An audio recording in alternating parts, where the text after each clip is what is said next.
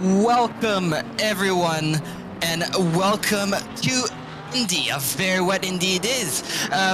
However, we're not here for an Indy 500. We're not even here for a Brickyard 400. We're here for the final round of Season 21 of the Octane Online Simrigs Sprint Series. Joining me in the comms box today on the cameras will be our familiar Glenn Germain. We do have a new face appearing in the comms box today, and that is Noah Reinhardt. Noah, how are you? Good, thanks, Tim. Good to be here. Yeah, very wet race, season finale. I'm keen for it. Definitely, that's exactly what we wanted. I'm sure this is exactly what our viewers wanted here today at Indy. It's a wet track, however, it's only a wet qualifying. Perhaps the race may be dry, but everyone's praying for wet track conditions, I am sure. 90-minute race today with a 1.5 times point scoring system. What do you think about that, Noah? Well, they say the rain is the great equalizer in terms of driver skill. Doesn't necessarily matter what car you drive, it's all comes down to driver skill and how you manage the wet conditions. And with the 1.5 multiplier, it's definitely all to play for, especially for the lower classes. Lucas Keys does have the top spot in the pros, but there's still plenty to play for. Definitely agree. Yes, Lucas Keys is already crowned champion of Split Yellow for Season 21, as he does have 1,030 points in P2 currently. Stephen Ty with 693, but he's got to be aware because he's got a Glory Babby and Benjamin Hignett closely behind.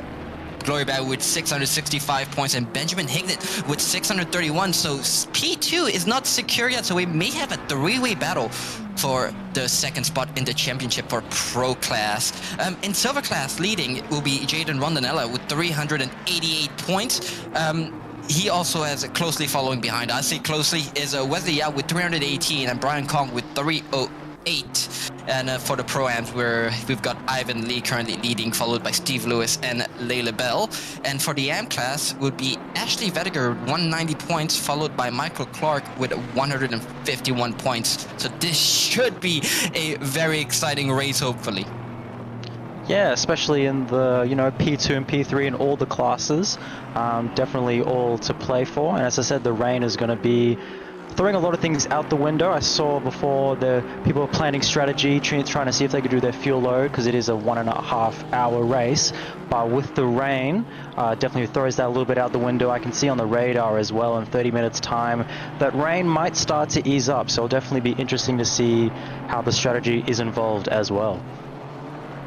That's another thing I agree with you. Strategy is going to play a big part in this. Indy does have, I think, the second longest pit lane in ACC. So let's see if, the no-stop strategy works. If weather conditions stay as they are, let's say it rains the whole race or stays dry the whole race. But I'm wondering if we may see some drivers. I'm particularly looking at the Porsche drivers, like let's say Wesley Yao and Murphy, see if they can do the no-stop strategy work. I heard the Nissan can potentially do it as well, with a lot of lifting and coasting. So I'm definitely interested to see what happens there.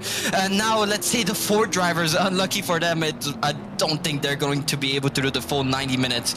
But yeah, especially with, let's say, Wesley Yao in the battle against Jaden Rondinella. They're both in cars that can perhaps make the no-stop strategy work. So we have an exciting championship battle going on here for silver. Yeah, that's right. And as I said as well, with the look at the radar, 30 minutes is only showing cloudy, so see if any of the drivers want to brave it out with drier tires straight off the bat. I would be pretty crazy if they do.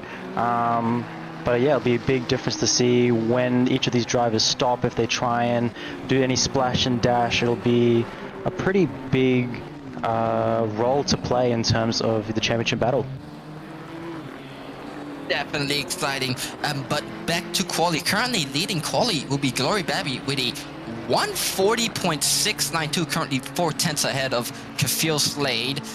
who is followed by Brad Cook. Feels late in the outing. I'm surprised he's managed to get that car up to P2. So good on him. Like you said, the wet is the great equalizer. But Glory Babby will go back on the top spot. For a moment there, I thought Steven Tai was in P1, but Glory Babby takes it back from him with a 140.350. Now, I'm wondering where Lucas Keys is here. Now, he doesn't have any championship battles to worry about, so I'm wondering if we're going to see some Lucas Keys shenanigans going on here. Yeah, it'll be interesting to see. It doesn't look like he set a lap at the moment. That's him going now. Looks like that lap is invalidated, so hopefully he can get one more run through. It'll be interesting to see where he ends up amongst the others, because as you said, he's already won the championship, but with P2 and P3 still to play for, he could still in a way influence the standings of not just his class but the others as well. That is a good point you make there, Noah. But yeah, being relatively close to Lucas, I reckon he's messing around a bit. He's having fun. He's in the GTR. Maybe he's gonna do some testing, see if the no-stop strategy can work here, as we're currently with Wesley Yao currently in P2 in the Pro-Am championship. So that's one of the drivers that are really gonna start pushing and try to get that top spot from our current leader, Jaden Rondinella. I also can confirm Lucas Key is currently qualifying on full fuel. So yeah, let's see where he gets that GTR after this quali session. Guess he's trying to test the fuel loads in the rain, see if the fuel calculations were the same in the dry practice, because they're probably expecting a drier race in Indianapolis, and then they get hit with the rain off the bat in practice as well. So as you said, probably doing a bit of shenanigans, a bit of fuel testing, qualifying through practice. It's all the same, I guess, to him. It definitely is, but he does have to be careful, because the last time he started from the back, he got involved in a little incident that caused him having to fix some damage to his car, but let's hope that doesn't happen here. Once again, 90-minute race, so it's all to play for here, especially in the pro battle for P2. As we said, currently in P2 was Steven Tai, but closely following behind was Glory Babby and Benjamin Hignett. So it's still a tight battle for any of these drivers could potentially get P2. So definitely excited with that one. One thing I'm looking at the moment is Wesley Yao still holding on to that P2 position, which is a great effort, only 1.5 tenths behind the P1. That's going to be very good for his class battle going forward. And as you said before, with the strategy options as well going forward, that's going to put him in a very good position for that for his class. Yes, definitely. Wesley Yao currently needs to outscore Rondinella by 71 points.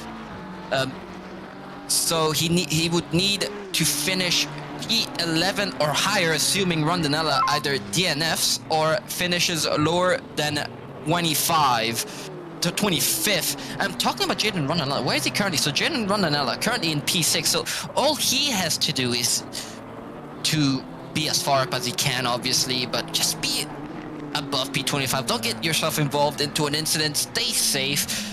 Try to make that no-stop work. I think if he manages to stay, let's say, in P6 here, he will be safe and the championship will be his. But this season, we've seen him get into a lot of unlucky incidents, and it could definitely still happen here. Let's just hope it does not. And yeah, he just needs to keep it clean, and he'll have the championship in the bag. Yeah, but with a wet race, you never know. As we do hope that they keep it clean going down to T1, but with limited practice of the rain for maybe a few of these drivers, maybe still trying to work out the braking points after the first start. Hopefully they all keep it nice and clean and tidy. But as I said, for Rondinella, just make sure, keep out of accidents, avoid any spins as well in the wet. Just try and keep that car planted and, yeah, in the higher spot. Definitely agree with you on that one. Currently he's only, I think, 4 positions behind Yao, unless Yao got demoted to P3. Now Yao's still in P2, so it's still, you can tell he's been practicing for this race. He's ahead of the likes of Stephen Tai, Luke Johnson, and Joshua Vettiger, not slow drivers. So these guys in silver are really pushing for the championship battle. So I think it's going to be a really exciting race here at Indy. Speaking of exciting, I'm looking at the radar down at the bottom. We've got rain until in 10 minutes time where it's looking cloudy. So I'll be interested to see what the tyre options for the drivers go for, whether anyone will risk sticking on dry tyres in the hopes that it cleans up and that they can do the one-stop strategy. Would be very risky because it is still pretty pouring at the moment, but if the radar is to be believed, do you take a risk with the dry tyre? And then we have a spin there from Slade, or at least a bit of oversteer, just trying to keep it on the track. But yeah, what are you thinking strategy-wise in terms of tyres with the track, at least on the radar, showing it to be drying up in the next few minutes or so? You can see the racing lines start to appear as well. See, I think the race is the next day, so that radar could still change by the time race starts. So we'll have to see. What will be interesting if, as I say, that it is dry. I'm expecting perhaps a greasy track, or at the very least a green track. And I can confirm right now it is a green track, and it's going to be dry for at least 30 minutes from now on. So unfortunately for our viewers, this race is not starting wet, but it is a 1 hour and a half 1 hour and 30-minute race. So anything could still happen.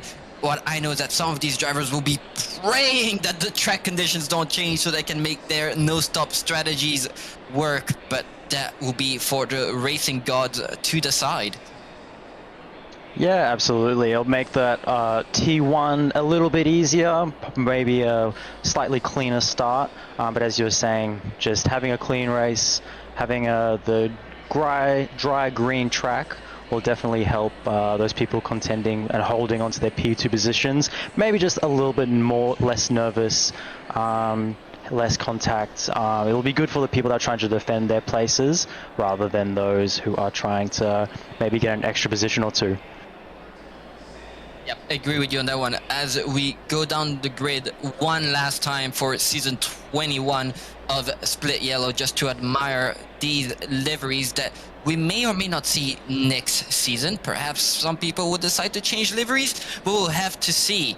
But anyways, Glory Babby will take pole position for this race. In P2 currently is Stephen Tai. So we're definitely going to get a good battle for P2 in the pro class. In P3 will be Wesley Yao, solid effort from him, closely followed by Brad Cook in P4. P5 will be taken by Luke Johnson, followed by Kafil Slade in P6. Joshua Vettiger will take the 7th spot on the grid, followed by Benjamin Higdon. Now, Benjamin Higdon is not in the best spot here. He's going to want to be as far up as possible by the end of this race, but he's not in the best position, especially for P3 and P2 in the Pro Championship. And Jaden Ronda, another solid qualifying from him as well in the silver class to take P9. And Stockton will take the final spot of the top 10 as we're looking at the GTR of Lucas Keys qualifying in P23. So I think he's definitely messing about here. He's just here to have fun. He doesn't even have to do this race, but he wants to do the track, he wants to race, he wants to have fun. So let's see what he can do, and perhaps even see if he can dictate what happens in P2 and P3 for the Pro Class Championship. Yeah, it'll be interesting to see if that fuel loading and the qualifying did any tricks for him, trying to get through some of maybe the slower cars with the dirty air. Maybe that'll affect the calculations because, yeah, when the GTR, it'll require a lot of fuel saving and concentration to make sure you have that correct fuel load to go to the end of the race. But as you're saying, he's probably just here for a little bit of fun, maybe get some overtakes done because that P1 is in the bag.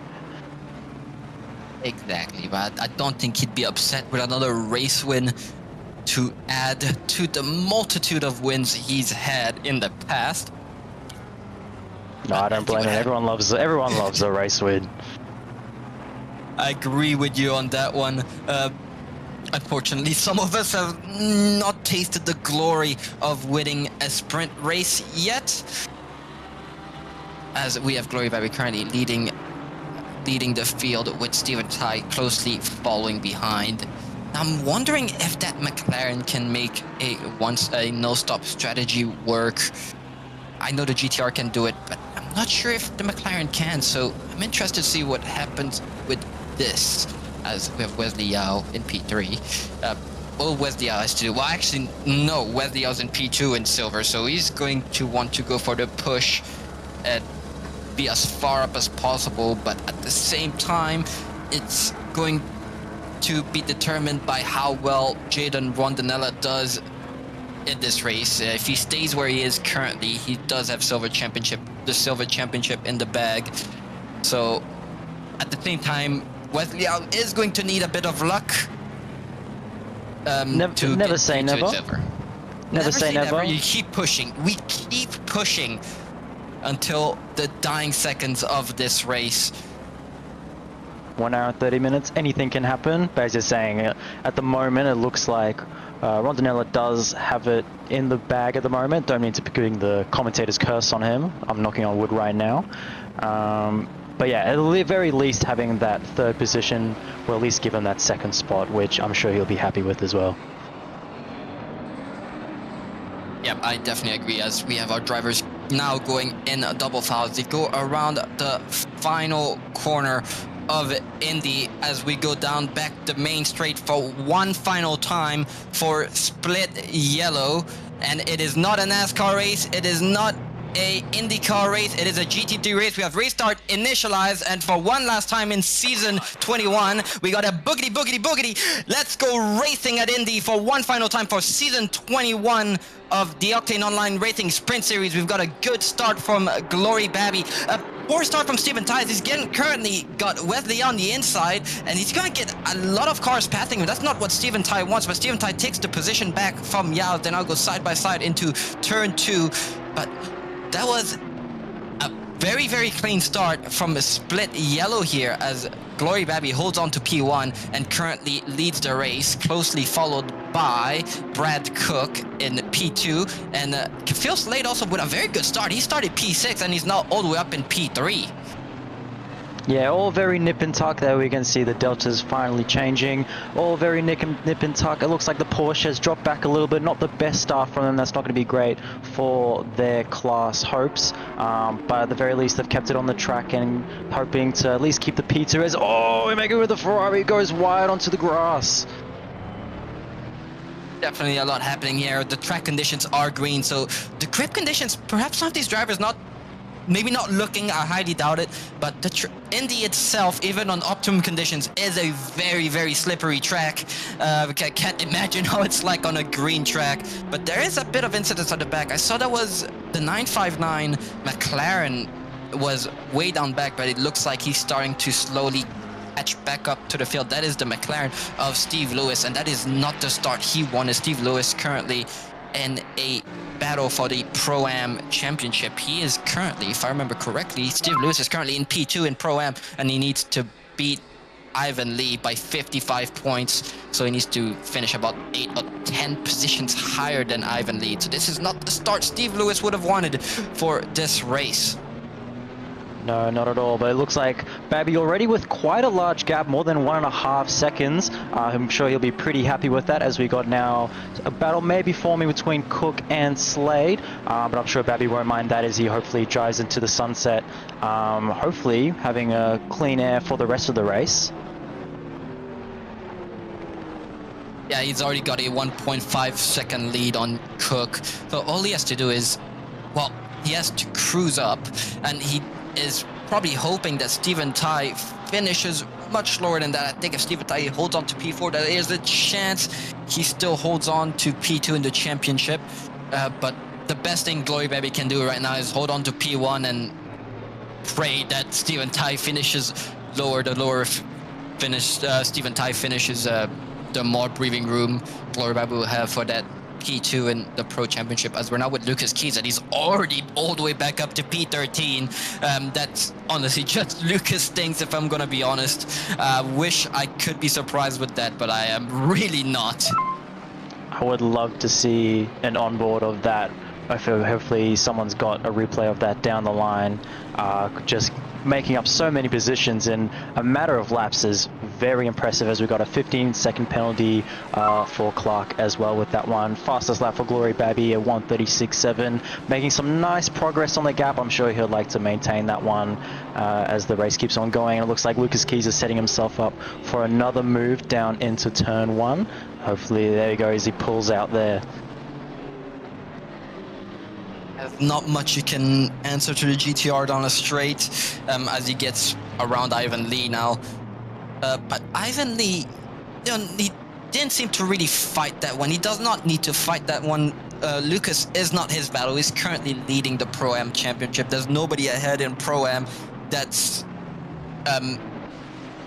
putting him at risk for his championship. His main rival was Steve Lewis, and Steve Lewis is currently in P22, so he has a lot of breathing room here for that championship. So all he has to do is just keep it safe, don't push too hard, don't get yourself into unnecessary battles, and just have a good clean race basically, as he got a nice train ahead. And that Aston almost collected the back of that GTR. Now that is the Aston of Atanayake. He almost rear-ended the GTR, but they managed to get away from collision. That now we've got a battle for P10 between Benjamin Hignett and Ashley Vediker. Now Benjamin Hignett is gonna want to get around that Ford as fast as he can, as he does have a battle for potentially P3 or even P2 in the Pro Class Championship. So he's gonna want to get as far up as possible. He did not qualify ideally for his battle, as his two rivals are currently in P1 and P4, so Hignett will have to try and push as hard as he can to maybe secure P3 in the championship. Yeah, as Lucas Keys sets himself up for another overtake. Maybe he's going to even try and go for 2, potentially. No, he'll just settle for the 1. Very hard to compete with the straight line speed of that GTR as he continues to make his way up the field. You can see why he is already got P1 locked up in the championship. And Vedic actually doing a pretty nice job in defense. And obviously he's going to want to keep that position to maintain his P1 advantage in the amateur class as well. And as you say that, we do have a drive-through penalty for Stockton. Now, that is not what you want at a track like Indy, with the pit lane being as long as he is. And Benjamin Hignett rear-ends that GTR of Lucas Keys. Now, that's another thing he did not want. Now he has damage to that Ferrari, and the Ferrari does not do very well with damage. It is a very aero-dependent car, and he's just bleeding positions now, and he's gone all the way down to, I think that is P13. That is not what the 471 Ferrari wanted this race. And now let's just pray he does not have a flappy bonnet, as this track does have a decently long straight and is pretty wide open. But so far looking like the front end not looking too bad in that car, but he still has bled a lot of positions from that contact, and probably going to get an invoice for that one. Yeah, the stewards will probably take a look at that. Unfortunately, my screen decided to freeze on itself, and it looks like it gets a little bit squirrely on the exit there. With the Ferrari as well, with the straight line speed already lacking, that damage is not going to help. As you said, the bonnet's looking okay for the moment, but the BMW of Lee behind him is probably licking his lips a little bit with that damage, knowing he's going to have him probably relatively strewn in this, as we see a 15-second penalty for number 620. So the penalties are starting to come in. Perhaps the pressure, perhaps it's just Indy. I know it's not particularly a fan favorite track, this one. I know I don't like it. But yeah, a lot of I wouldn't say a lot. We've seen a worst in the past, so that's just probably just a bit of contact, drivers pushing each other. But But Yeah, let's I see. wouldn't be surprised if it's, tire pressure's maybe not what they expect, especially in those earlier laps as you're going from the rain to the drier track as well. Maybe not getting those tires struggling to get warmed up as well. That probably also plays a factor in that one. As you can see, it is still cloudy out there. It's not sunshines and rainbows. It's still very cloudy as we have the incident between that is Stockton, so now we know why he got a drive-through penalty for that one. I almost said Benjamin Ignat there. They have a very, very similar livery. I assure you it's not the same car, but now we see why Stockton has gotten a drive-through penalty for that incident. Yeah, just completely missed his braking marker. And yeah, the stewards have had a look and decided that's what the penalty should be. As we have a look as we go down the straight, looks like that Ferrari there of Hignett actually still holding his position. As you can see, the BMW slowly start to make its way on the straight. The Ferrari really does struggle on the straights, and I'm sure that damage does not help at all, especially for that championship battle. Yeah, it struggles on corner exits. I've noticed the top end of the Ferrari is actually very, very good. It's just that acceleration and getting to that top speed in that car is where it struggles, but it's actually in a slipstream. It's actually a bit of a monster, I found out, the Ferrari, but he does have some damage. You can see he's perhaps struggling a little bit to get the grip in the corners, and unfortunately for that car, it may not have the best acceleration out there, but it is pretty giga in corners. It is absolutely grippy. If you've never driven it, if you try driving it, you feel like you're driving somewhat of a Formula 1 car. I know it's nowhere near a Formula 1 car, but compared to all the other GT3s, it's just stuck to the ground. Yeah, it's an absolutely planted car. The aerodynamics are 0 to none really, as we have Glory Babby setting yet another fastest lap, just slowly starting to eke that gap that's now already at 4.7 seconds of just after 6 laps. Slade just behind Cook, only 3/10 behind, so that's going to be a battle for P2 and P3. But yeah, that Ferrari, very good in the corners with the braking as well. The brakes on the Ferrari are absolutely immense, and he's still managing to stay behind Clark in the Aston Martin, who also does have a 15-second penalty, so he's probably hoping, as we see Lucas Keys make yet another move. That should be up to P9 now for him. He is just an absolute machine, assassin, as they say. Yeah, he's on another playing field, and the drivers is getting around now. They're not slow drivers. I confirm they are much faster than I am. But just Lucas Keys just getting around them like they're standing still just shows the driving skill that he has. But one thing I'm just closely looking at is Glory Babby. Yes, he is putting in fastest lap after fastest lap, but I'm also wondering if Stephen Ty is fuel saving, and if he does fuel save, he does get. I haven't looked up how long it takes to get through pit lane at Indy. All I know is that it's the second longest after Spa. But if Glory Babby has to pit and Stephen Ty is about, let's say, 30 seconds behind Glory Babby, he can still easily get around him and take P1. That is if Stephen Ty is saving fuel, but I'm not sure if Glory Babby is expecting Stephen Ty to do the no-stop strategy here. We can see that he's pushing, but if he's pushing too hard, he's going to have to do a pit stop here. Yeah, absolutely. He's just going to try and get that gap as large as you can. I'm not sure about the split either for the pit stops, because even if he does head up behind, you also then have to make those places as well. There's not going to be many blue flags if you have to pit and you have to get through traffic. They're under no obligation to make way for you. You have to make those places on your own. So it'll be interesting to see what goes on. We're already only have an hour and 18 minutes left already, and still got plenty of race left in this one. Yep. Maybe he's crossing his fingers and expecting a rain through the later stages of this race. That we'll never know, but Glory Babby just appears to be pushing, as it now has almost a 6.5 second gap on Brad Cook. So he is really pushing that McLaren to the limit right now, perhaps praying for some rain, because if it does rain, these drivers, especially with let's say an hour left of racing to go, or even 30 minutes, it'd be around, it doesn't show rain in the next 30 minutes, so it's still gonna be dry. But if rain does come, these drivers may be inclined to pit.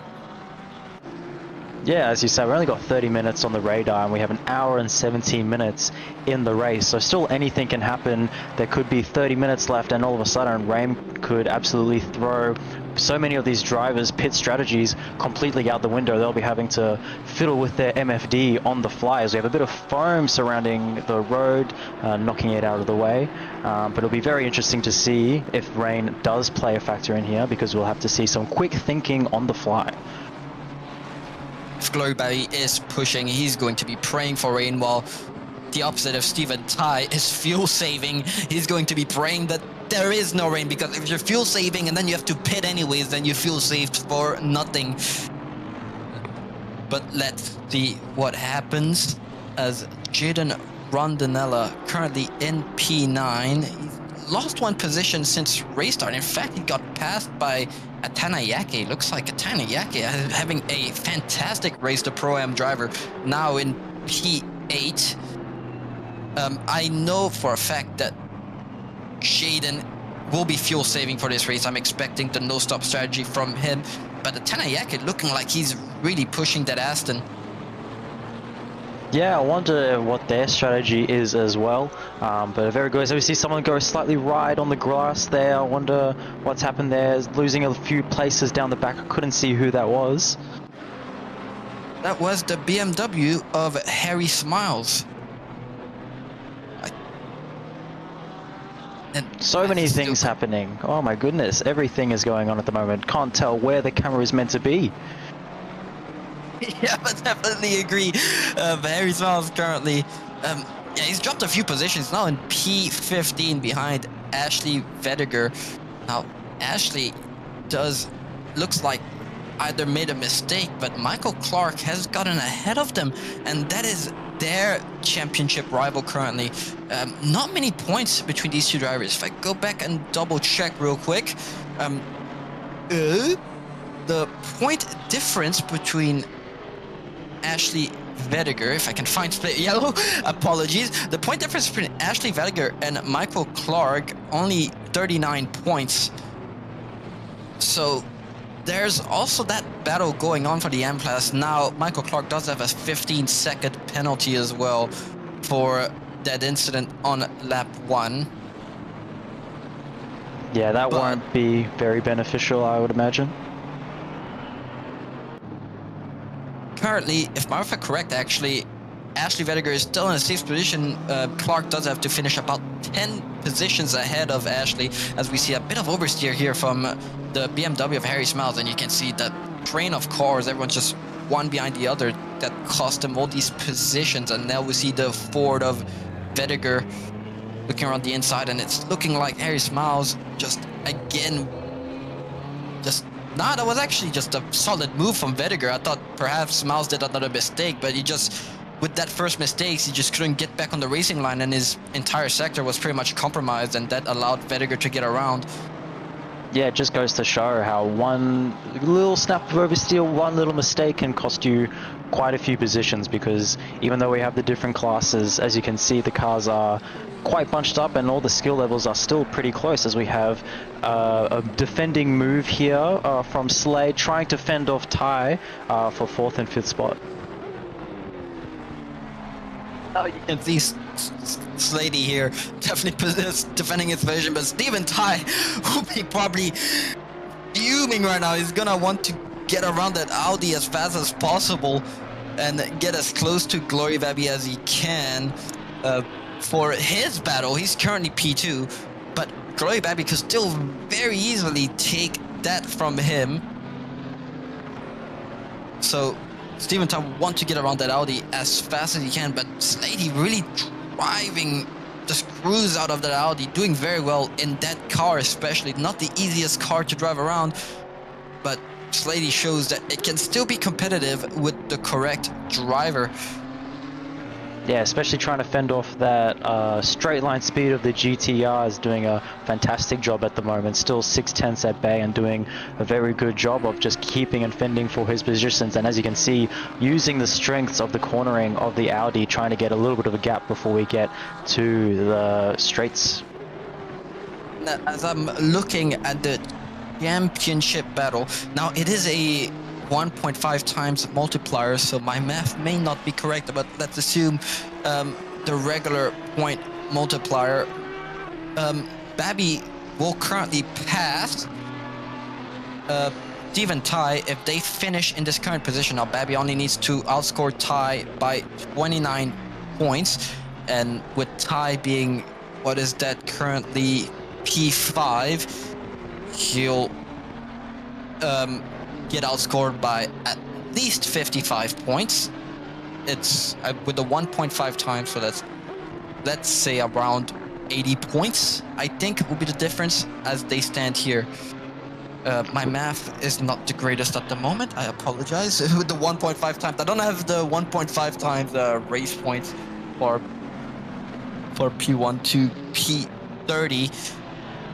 We need a statistician in the commentary box. We need the statistician, someone who's very good at maths, because my math is not that great either. Mine's pretty horrible, don't worry. I don't blame you.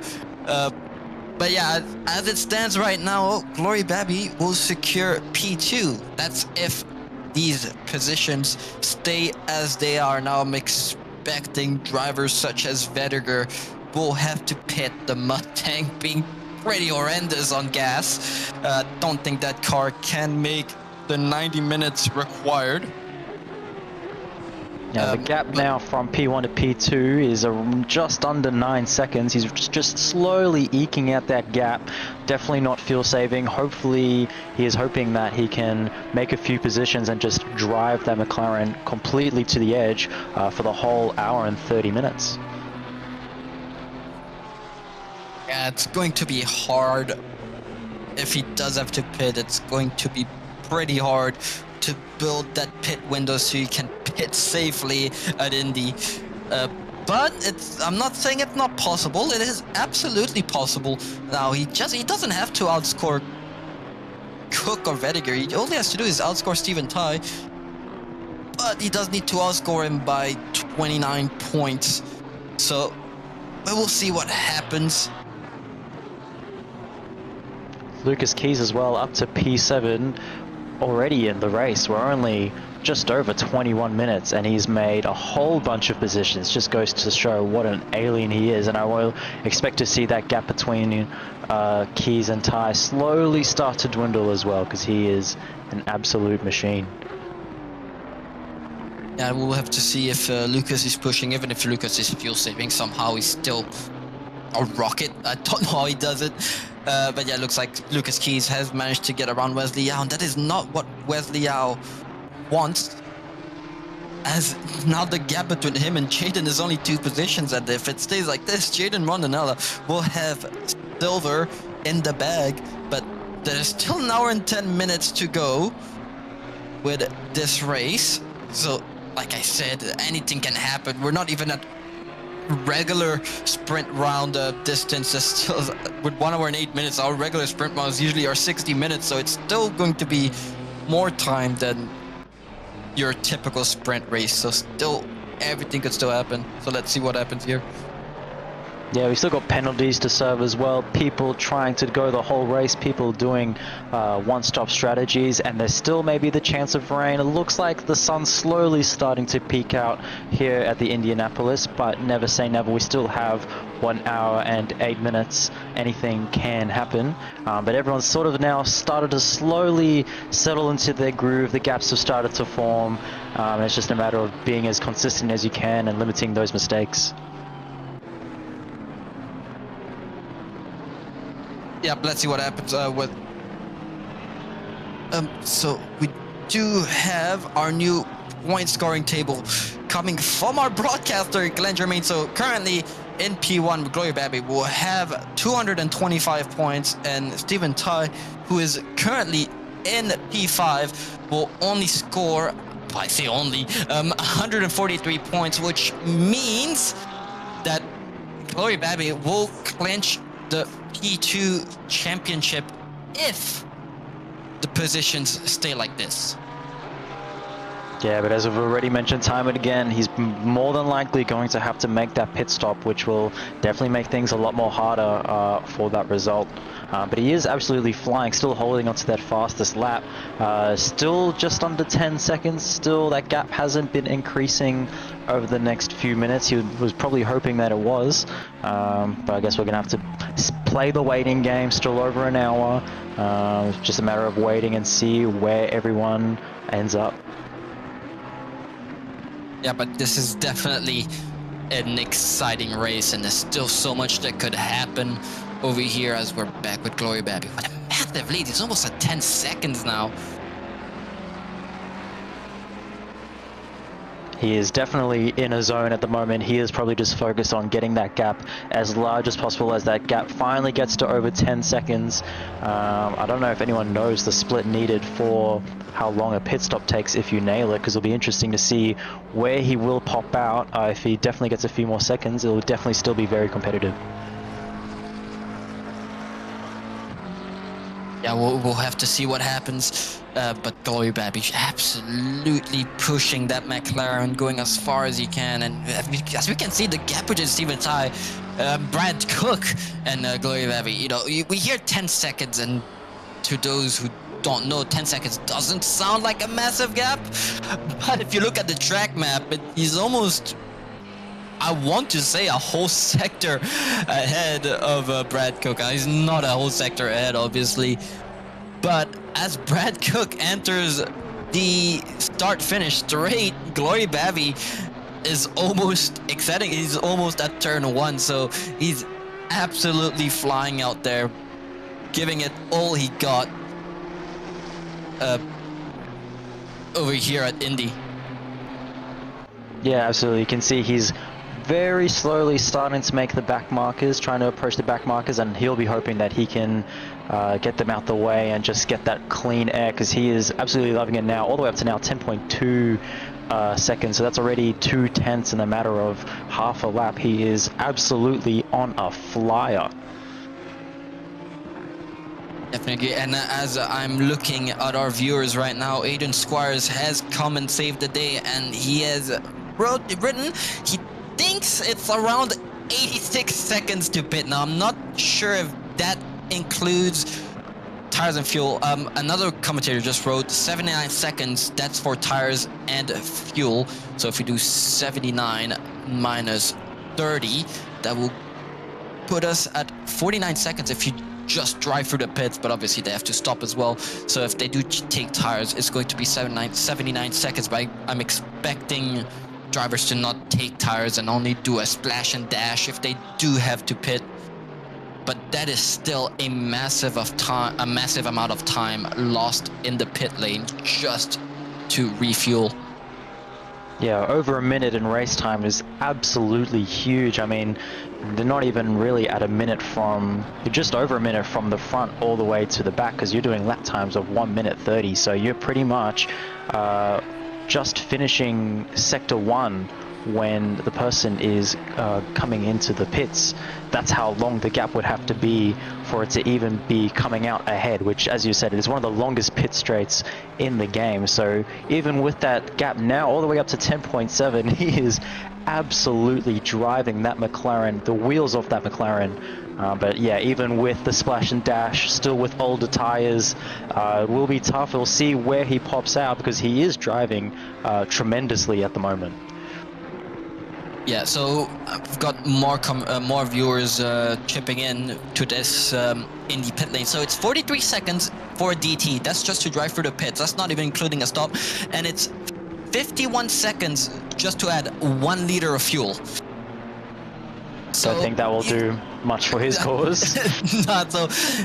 I assume it's going to be around a 60-second pit stop. So he's going to have to get a minute ahead of Steven Tai at the very least if he wants to pit and stay ahead of that GTR. So, you know, perhaps he can get the 90 minutes done. Perhaps he is fuel saving and he's just an insane driver, to be honest, and I wouldn't be surprised. Glory Babby has actually challenged Lucas Keys a couple of times, so he is not a slow driver, and perhaps he is fuel saving. He's just that quick that he's making it seem like he is not fuel saving.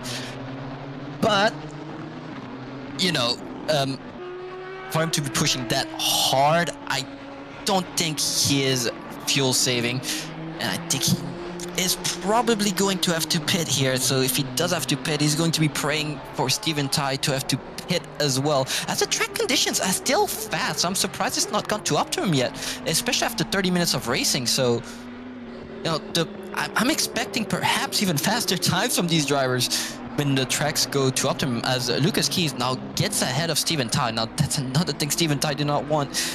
He's already losing a bunch of points to Glory Babby, and now he's just losing more with Lucas going around. Yeah, it just goes to show how quick Lucas Keys is compared to the rest of the field. Just quickly doubling back to the Babby strategy, judging by the people in the chat, you'll need at least, at the very minimum, it's looking like a minute to get the sufficient amount of fuel with the drive-through and all that. And well, look, he's already maintained quite a large gap, more than 10 seconds, but you need to add another 50 on top of that. Yeah, 12 at the moment. He's going to need another 48 just to do a splash and dash. It'll be pretty tough for him to maintain the gap, let alone even make up for it if he does lose places. And as we see, we have Luke Johnson currently in P16, so it's looking like Luke Johnson has gotten an incident at turn 7. I did see yellow flags at turn 7, so perhaps that was Luke Johnson getting involved into some kind of incident. Maybe he got rear-ended, I am not sure, but he has lost a massive amount of positions and he's now all the way down in P16. Yeah, you hate to see it. It goes to show. We saw the mistakes before when you just run to the grass and then onto the back straight. You just lose so much time because you have these windy sections in the first sector, and then you have those long straights as well at the back and the front. Just small mistakes can cost you a huge chunk of time. As we're looking at Jaden Rondinella now, under pressure from Michael Clark. That's once again we've seen Michael Clark. He is in for a promotion here. He's absolutely flying, and I don't want to say he's an AM class driver because in my opinion he is not. He's definitely worthy of a Pro-Am badge, even perhaps a silver badge, as he is pushing Jaden Rondinella, and Jaden Rondinella is one of the quicker silvers out there. But it's looking like Steve Lewis has gotten a drive-through penalty for a collision on lap 17, so I think that was the incident involving Luke Johnson. Perhaps Luke Johnson got rear-ended, or perhaps Steve Lewis completely missed his braking point for him to receive a drive-through penalty. It must have been a pretty substantial incident. Yeah, it'll be interesting to see the replay of that one maybe down the line. But yeah, Michael Clark, he does have that 15-second penalty, but he is driving very, very well at the moment, all the way at the back of Rondinella at the moment, giving him a run for his money, even though he is a class above. But as you said, he's not driving like an amateur driver. He is driving phenomenally. I reckon it's the color, that pink color, which looks very nice on that Aston. I reckon that's giving him a slight boost. Who doesn't love a hot pink racing stripe? The car itself is not hot pink, but the racing stripe is hot pink, and I absolutely love hot pink on a racing car. It just looks good. But yeah, we've got currently a battle for P9. Now, Jaden doesn't have to fight him. No, he has the buffer to still win the silver championship, and he's gonna want to be careful. He doesn't, in my opinion, if Michael Clark is faster, he should let him around, as he does let him around. As we can see, he's focused on his championship battle, and he does not want it to end with an incident with another car, because they were battling just that little bit too hard.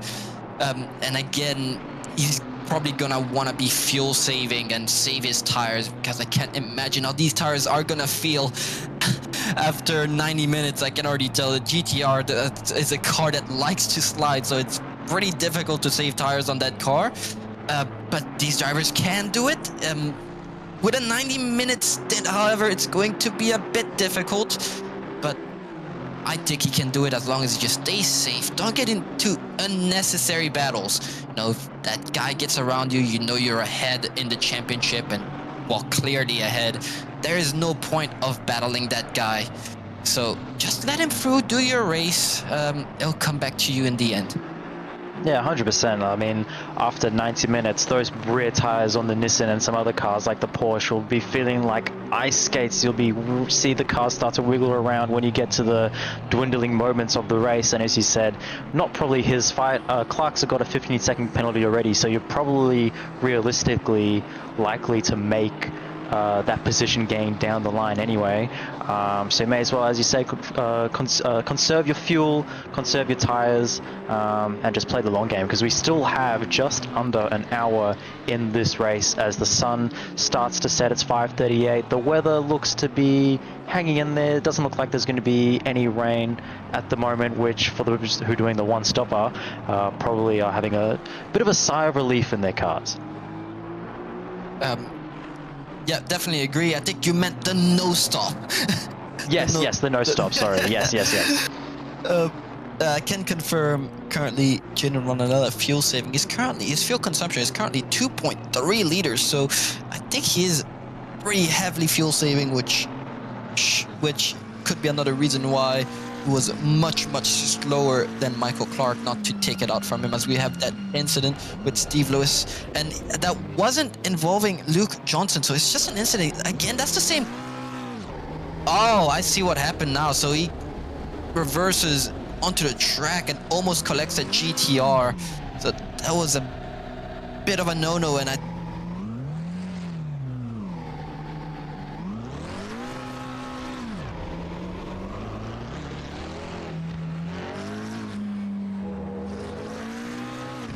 Yep.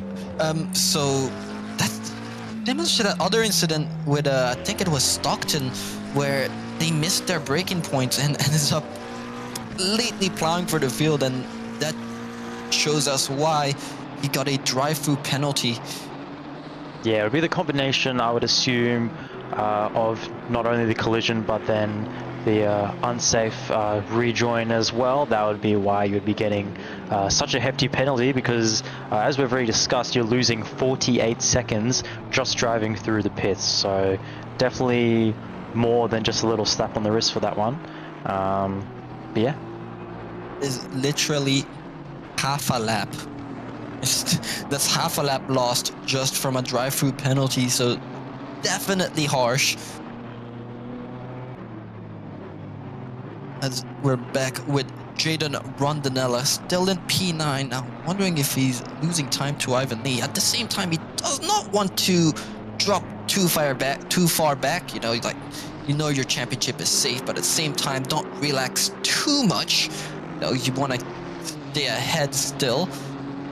Perhaps he's doing some calculations, seeing if perhaps he doesn't have enough fuel.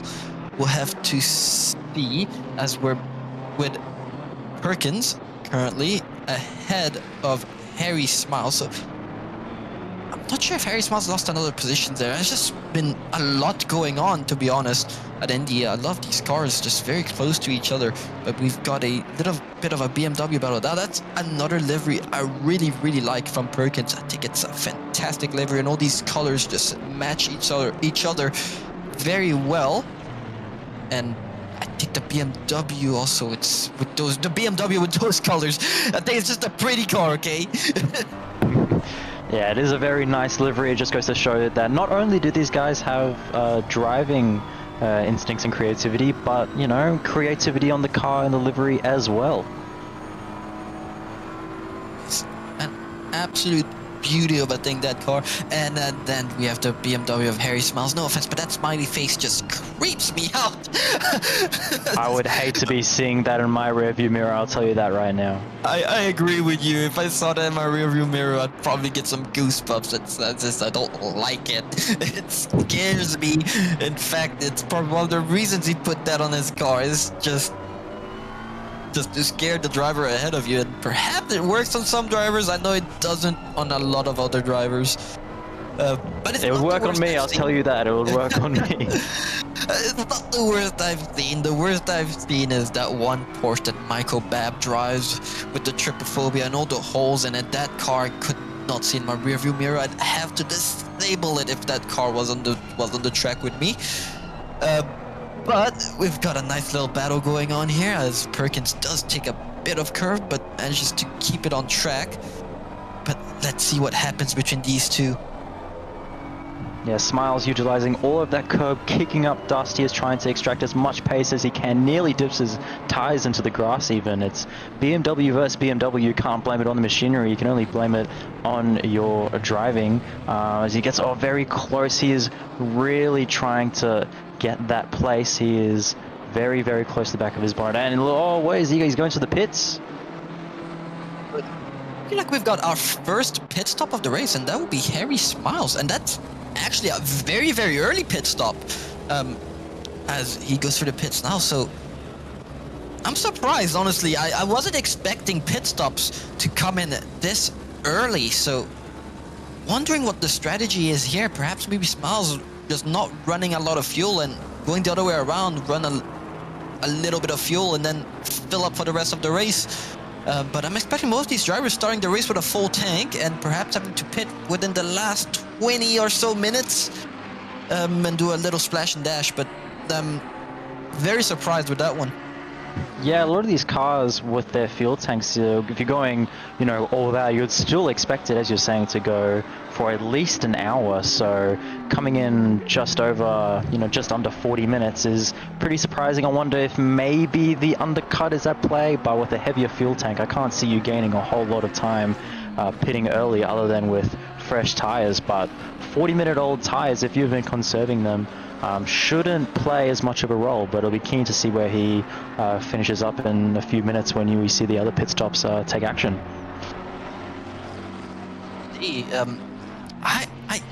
I don't. If he did take tires, I don't think the undercut would work, and he would lose too much time in the pits, as Glory Baby does go a bit wide there. But as we've seen, they're way ahead of P2. In fact, I don't even know where P2 is. If I look at the track map quickly, Glory Baby currently going through turn 7, and P2 is currently going through T6, and they are 14 seconds ahead, almost 15 seconds ahead of Brad Cook. So once again, Glory Baby absolutely flying out there. But yeah, no, I wasn't expecting Smiles to get in the pits that early, and now they're going to be in a lot of traffic actually, as they're now exiting pit lane, and looks like they did manage to get ahead of Stockton and who else is that? Joshua Vettiger. It looks like Joshua Vettiger also perhaps has pitted, because now he's all the way down to P18. He was P4 earlier in the race, so unless he got himself to an incident, I think the Mustang driver has also pitted.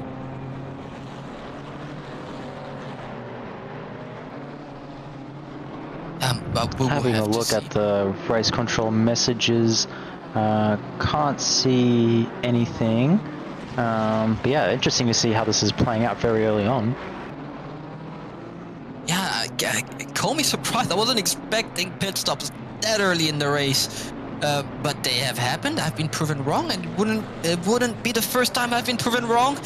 I've been proven wrong many times. It looks like Harry Smiles did cut the track a little bit there. That's another thing you don't want to do on this track if you do end up getting a drive-through, like we said in the past. It's a 48-second drive-through, and he has done one pit stop as well. So drive-through would not be ideal right now, but he hasn't gotten one yet.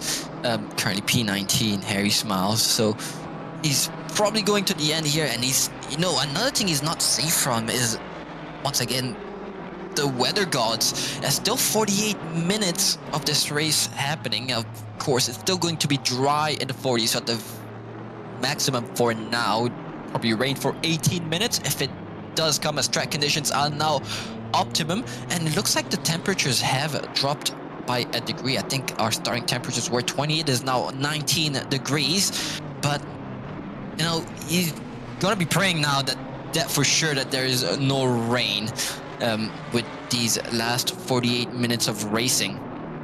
Yeah, as you're saying, wouldn't be a lot, but 18 minutes, a lot of those drivers as well would probably stick with the dry tires, because a lot of times will be sacrificed to change tires with the longest pit straight. So, but who knows? Kunos servers, anything can happen. Definitely agree.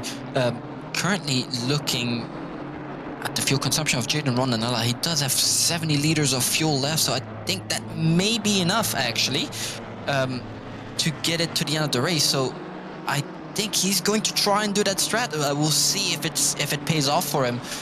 But unfortunately, the guy he's battling is driving a Porsche, and the Porsche is known for being very, very good on fuel. So if he does have to pit, it could cost him the championship, but crossing my fingers, he makes it through. I can confirm that Lucas Keys is also doing the no-stop strategy. If I can get to him, let's see how much fuel he has. That honestly has got me very, very interested in this race, seeing that some drivers are going to have to pit, and some, if they're smart and are good at fuel saving, will not have to stop. But let's see what happens between the GTRs, because if Babby does have to stop for a, let's say, final 20-minute splash and dash, he may lose it to Steven Tai here, but we'll have to see. And I can confirm Lucas Keys and Rondinella currently on very, very similar fuel loads, so I'm expecting them to make it to the end with 70 liters. Rondinella now under pressure from Ivan Lee. I want to say under pressure, but I'm expecting him not to battle it too hard. We've talked about this in the past. He does not want to get into these unnecessary battles, so probably going to let Ivan Lee pass here, if I'm going to be completely honest.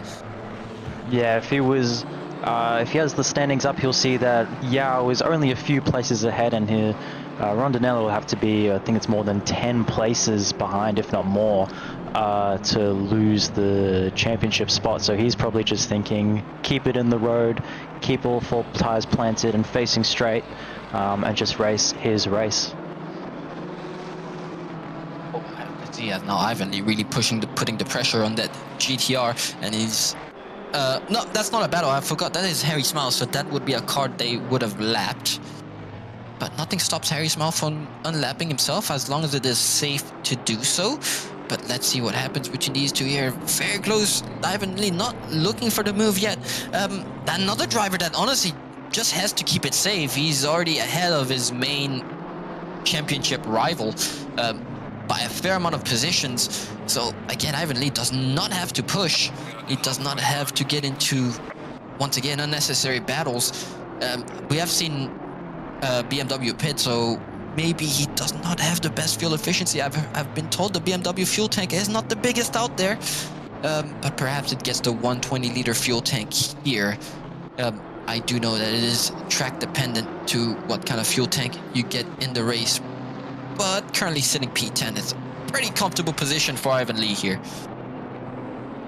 Yeah, with the fuel saving as well, it requires the drivers to lift and coast into corners, maybe not be right foot heavy with the accelerator, and then when you're facing other cars as well and trying to do your racecraft and defending, it is quite a fine art. So having that no-stop strategy is very, very tricky. Just trying to, you know, be as fuel economical as possible. Trail brake, as you see, Smiles looks like he went a little bit deep on that last corner there. Yeah, just about racing your own race. There's not much point fighting with people that are not in your class, and sacrificing your fuel and your tires as well as a result of, you know, doing unnecessary fighting. As we have Michael Clark, who's had a very good race so far coming into the pits, but he's going to be serving that 15-second penalty as well. So that's unfortunate he has to pit now, but at least he'll be able to go to the end as long as it stays dry. But that's good for Lupti. We've seen Lupti just let Clark through, and it obviously has paid off because now he's back through, because Clark was looking like he was pushing that car to its limit, but he is now in the pits and he's going to lose a minute here. His main championship rival will be Ashley Vediger, and they are in a decently close battle here. Vediger 90% sure, in fact I'm 99% sure that Mustang will have to pit. That car can't do 90 minutes. It's just, I think it's the worst on fuel consumption out of all the GT3s currently. Unless perhaps Vediger has put it on map 2. It's possible. I've never tried fuel saving with the Mustang, honestly. I've never seen much point to it. I've never been in a situation where fuel saving would have helped me. Actually, no. Duo's race at a Nürburgring, perhaps that would have been the one situation where fuel saving would have helped in the Mustang. But apart from that, it's going to be a tough challenge to get that car to the full 90 minutes without having to go in the pit lane. Yeah, without a fuel saving as well, you'd be sacrificing the Mustang's one of its biggest strengths, which is its straight line speed. So I can't imagine it'd be a lot of fun trying to do the fuel saving on the low engine map, and then also sacrificing your car's biggest strength as well. Yeah, as one of our viewers has said, it is very slow on the fuel save map. I think if they were gonna use a map, it would be map 2, but it just bleed time is against like the GTR. It's got 4 maps, but ideally you want to stay on map 1, and all your fuel saving is gonna have to be done. Well, it doesn't, but ideally will have to be done with your right foot. Just lift and coasting. That's honestly the best way to fuel save in the GTR. It's another car that is just, you lose too much time going on a different map.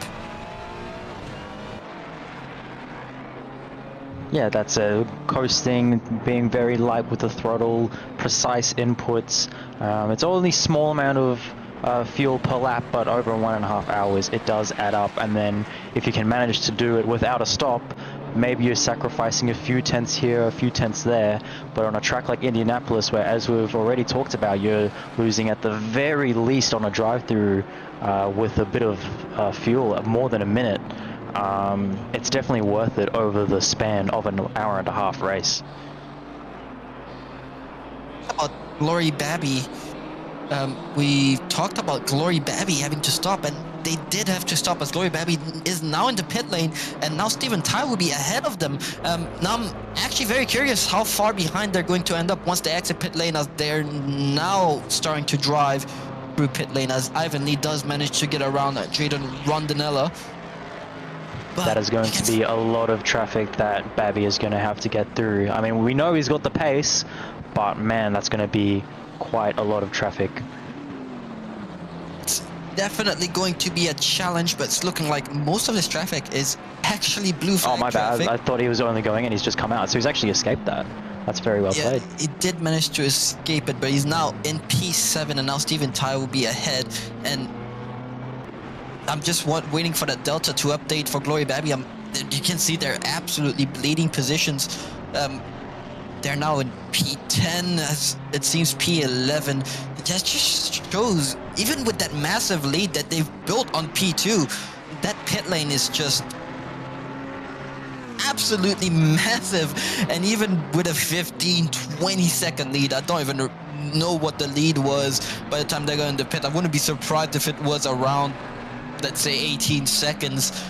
They've still lost 10 positions just from pitting, and that was an 18-second lead to P2, so you can't imagine how far ahead they were to these other guys. So now Steven Ty has got a, I want to say, comfortable buffer, but we have seen Glory Babby in 30 minutes manage to push all the way back up the field. At the Red Bull Ring last season, they had a connection issue, and they had to rejoin, and they ended up having to start the race from the back, and they managed to fight all the way back up to, I think it was P6. So it's not out of the water yet, as we see Ashley Vediger now going into pit in that Mustang, as I suspected. But yeah, now is going to have a tough road ahead of them, as Steven Ty now currently in P4, and Steven Ty doesn't have to do much. All Steven Ty has to do is finish ahead of Babby. So I'm wondering if Steven Ty was fuel saving, and if they were, all they have to do now is just stay ahead somehow. He's got clear air as well. He's got clear air as well, so he's just got to keep it on the road and hopefully drag that car with no pit stops. I'm just trying to do the math now of how far back Babby is. We're looking at the very least around 20 seconds, and he had a gap of, was it 18 seconds by the time he pitted, but that was with nearly an hour and a half of racing. So it'll be very challenging to, let alone get to the back of him, but then also overtake him as well. I definitely agree with you on that one. Yeah, Babby on P10. Probably gonna charge up the field, but if they do manage to get behind Steven Tai, now that's a battle I'm looking forward to, because Steven Tai will be defending with his life, while Babby will be pushing with their life as well. So we're now back with Lucas Keys, currently in P2, while apparently fuel saving, so Lucas Keys having a fantastic race as well. They are going to have to try and catch Brad Cook. Now, I cannot see the delta they have to that Honda, but it's looking like Brad Cook now getting to turn 7 and Lucas Keys entering turn 6, so I'm expecting that gap to be around 15 seconds. So it does 17 seconds. It has now updated. So Lucas Keys is 17 seconds behind Brad Cook. So that's a lot of time to find against the Honda driver. But we've seen him do it, and he. If anyone's gonna do very it, well do it again. Exactly. Fuel saving and all, he is an absolute machine. Just crunching the gap. I love that little emoji on the background of the car as well. It's an interesting livery. I can't actually tell what's on the side. Just a whole bunch of eyes. He's looking at you everywhere. Sneak peek for you, that is actually Lucas Keys himself. He's just dropped his face onto the car. It's a pretty disturbing livery, and he's always watching you when you look at the car. You know, it doesn't matter what angle you look at that car. If you look at it from the side, like the way our cameraman is looking at it right now, it just looks like he's looking at you. It is a little bit disturbing in my opinion. But He's always watching you, no matter what. Definitely. You don't want to see what they've been doing, and the crew have been doing some pretty funny stuff with AI, with Lucas Keys himself. Yeah, Lucas Keys currently in P2. He does have 17 seconds to find against that Honda, and he can definitely do it. Now, I heard the Honda, not the best car on tires, if I'm going to be completely honest, as we have the number 2 of Atanayaki now going in the pits, and that is going to help Glory Babby gain another position. So I wonder how many more cars ahead of them will have to pit. But the more car have to pit, the easier it is going to be for Babby to catch back up to Steven Tai. Yeah, if you go through all of the cars, you have Yao, who we're expecting to do a one-stop. The BMW of Lee, we're not sure how that fuel tank's going to go. Rondinella with the GTR, also potentially with the zero-stop. And then you got to overtake Hignett as well, also in the Pro class. Not sure what strategy they will be doing, but it looks like he will be having to do at least 1 or 2 overtakes to even have the chance of getting to Steven Tai at P4. As I look through the viewers in the chat, apparently Fuel Economy says no for the Honda win. I know some viewers will pray for that Honda to get the win. It's always nice to see an underdog, unpopular car get a win. We've seen an Audi win this season. I don't think we've seen a Honda win yet this season, so I think the viewers will be very happy just to see that car finish on the top spot of the podium, as we see Kefil Slade do a little bit of a mistake, getting a bit bouncy in the Audi. But Lucas Keys now slowly building. And on the grass now as well. Those rear tires are on ice skates. Those rear tires are struggling. We're an hour into the race, so you'll definitely see tire wear play a huge role again. You're just seeing the car really struggling for grip as he tries to put his foot on the power, and again he's just really struggling accelerating out of those corners. Tire grip really playing a factor in that Audi. He's absolutely pushing that car right now. He's now with a 135.4. He is pushing that McLaren, and he's just gotten past Hignett as well. Yep, and that is another one that he's going to be battling for a championship. So that is at the very least P3 secured if he stays ahead. But you know he's going to want to finish as high up as possible. If P2 is possible, he's gonna want that P2, especially with the points being that close. I'm pretty sure all he has to do is finish ahead of Steven Tai.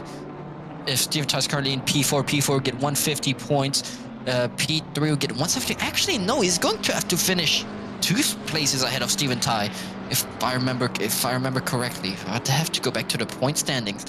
But it currently finishes P3. I think Stephen Tai will still be safe with a 1.5 points. I will have to check the points again. I think it was 29 points he has to finish ahead of Stephen Tai to get to clinch P2. Let's double check actually. Why not? We've got our fantastic Breno Ellis did all the calculations for us, so this just makes it nice and easy for us commentators. So he does have to finish 29 points ahead of Stephen Tai, and currently if he finishes 1 spot ahead, if I go back to our 1.5 it'll only be 23 points from the looks of things if you're going from P4 to P3. Yeah, so he has to finish. Actually, if Stephen Tai holds on to P4, Babby actually needs to get all the way up to P2 to actually clinch the championship. So that's something I completely did not think about, actually. I thought all he had to do was to finish ahead of Stephen Tai, but he has to finish two spots ahead of Stephen Tai. So that's very interesting.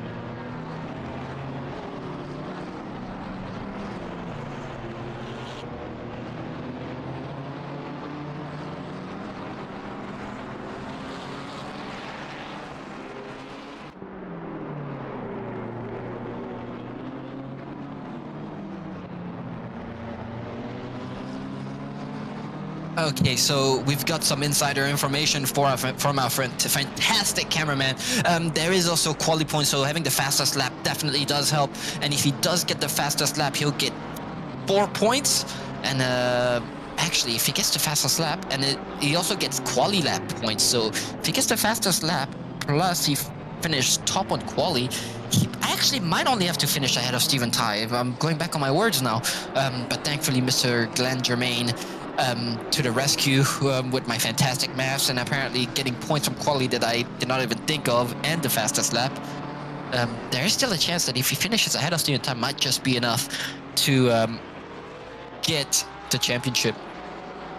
I'm glad there's 2 people in the box that have their head on straight as Babby has a look on the inside, but then decides to back out of it because he knows that if he gets into 1 accident, 1 penalty, 1 mistake, it will cost him P2 in the championship. Still got 30 minutes in the race, so just playing it out, waiting for the right moment. He's got the fastest lap again as well, so, and it looks like the GCR's made a bit of a mistake. He's going to have a look on the inside, and he looks like he might have the move done going around the outside.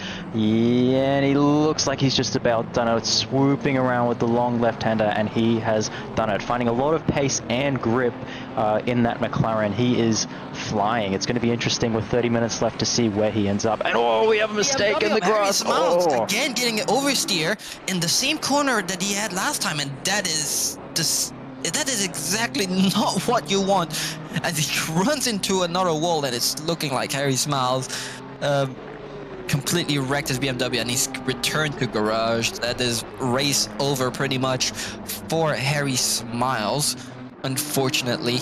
And it's looking like this race is going to finish dry. So for all the drivers doing the no-stop strategy, they're going to be able to relax just that tiny bit, knowing that there is not going to be rain in the next 30 minutes, especially with 29 minutes left to the race. It's perhaps on the final lap there might still be a chance, but as we see the timer go down, I do not think that there is going to be enough time for rain to dictate this race. And even if it did rain, that they'd stick on dry tires by now, as Stephen Tai now gets unlapped. Michael Clark getting through Stephen Tai. So Michael Clark was lapped, but Stephen Tai obviously fuel saving. I've seen Stephen Tai drive in the past. He is much quicker than this usually, but he looking like he is the GTR driver is doing the no-stop strategy, and Stephen Tai obviously being a lap ahead. He's still in P4. There is no point handling someone that's trying to unlap themselves. You know, if they want to unlap themselves, let them unlap themselves now. Clark will have to build that buffer out of Stephen Tai. If he does not build the buffer, get past the 1 second time buffer, he is going to have to give that position back to Tai. So if he does have the pace, he needs to show it now and just get past the blue flag buffer. So yeah, it does that gap's already forming. He's well clear. Let's not forget as well, Clark did pit, so he does have the ability to just not need to fuel save, no need for coasting to the braking. He can just go push that car as hard as he can, because they are running two different races. That GTR is just hoping that they can fuel save enough to not sacrifice that huge time for pitting.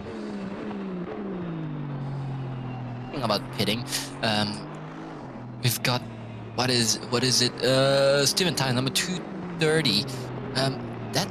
That McLaren is starting to close the gap. If I'm looking at that delta correctly, he's only 8.8 seconds behind Wesley Yao, and Wesley Yao is only 3.5 behind Steven Tyler. So Steven Tyler really lifting, unless the delta is a bit wrong, but no, I can see him on the track map. So he's about 3.5 seconds behind, and Glory Babby is only 8.8 behind Yao. So he could very well actually get past Steven Tai here with 27 minutes of racing left to go. Steven Tai may have perhaps pushed that car a bit too much, but he's struggling. He's struggling with the tire thing. He's just completely lost pace. He's about to get passed by Ashley Vediger. So perhaps he pushed that GTR just that tiny bit too hard, and now maybe he's used too much fuel. Maybe his tires are starting to give out on that GTR, but he's losing positions left and right here, Steven Tai. That is not what you want. No, not at all. Curious to see how much fuel he has, but you can even see as he goes out the corners, he has no rear grip. Those rear tires must be absolutely gone. It'll be interesting to see as Babby tries to make the gap. It's now looking around 9 seconds, and it was around way more than that not too long ago. So you can see ominously in the background, he's making his way closely to Ty. I reckon he has a shout of getting past him, but remember, getting past him may not be enough, especially if he doesn't have fastest lap. Yeah, we'll have to see, but Glory Babby on an absolute charge. He's now got his fast lap back down to a 135.3. That's another thing Steven Tai is not going to want, because Glory Babby is on an absolute charge here for P2, and we can actually see him in the background. He's gone around turn 1 now, so he's absolutely closing the gap on Steven Tai. And with 25 minutes of racing to go, Steven Tai might not have a response to this. There's not much he can do. He can't push too hard, or else he is going to have to pit. Especially with the dead tires as well. He's just got two things to worry about. He's got to worry about his tire life and his fuel consumption. So if Steven Tai gets on the rear of, if Glory Babby gets on the rear of Steven Tai, I don't think there's honestly very much Steven Tai can do. As we see it in the background, he's absolutely closing that gap. Steven Tai now going around turn 7, and Glory Babby halfway down that straight. So yeah, you can see he is struggling. Even Yao is getting to the back of him. He was around more than 3 seconds behind him, and he's now gone down to probably now less than 1.5, and that's only in a matter of a lap or two. And then Babby, you can always see, you'll probably see him kind of peek out in the back, maybe not just there, but it's looking very ominous for Tai. He is probably looking at the deltas between Yao and Babby, two positions back. As you can see, yeah, he's making his way very, very close to him. I reckon Babby is within a shout here. He's not losing tenths here. He's losing seconds every lap, and yeah, Babby is right there. So this is gonna get spicy, I reckon here, Noah. What do you think?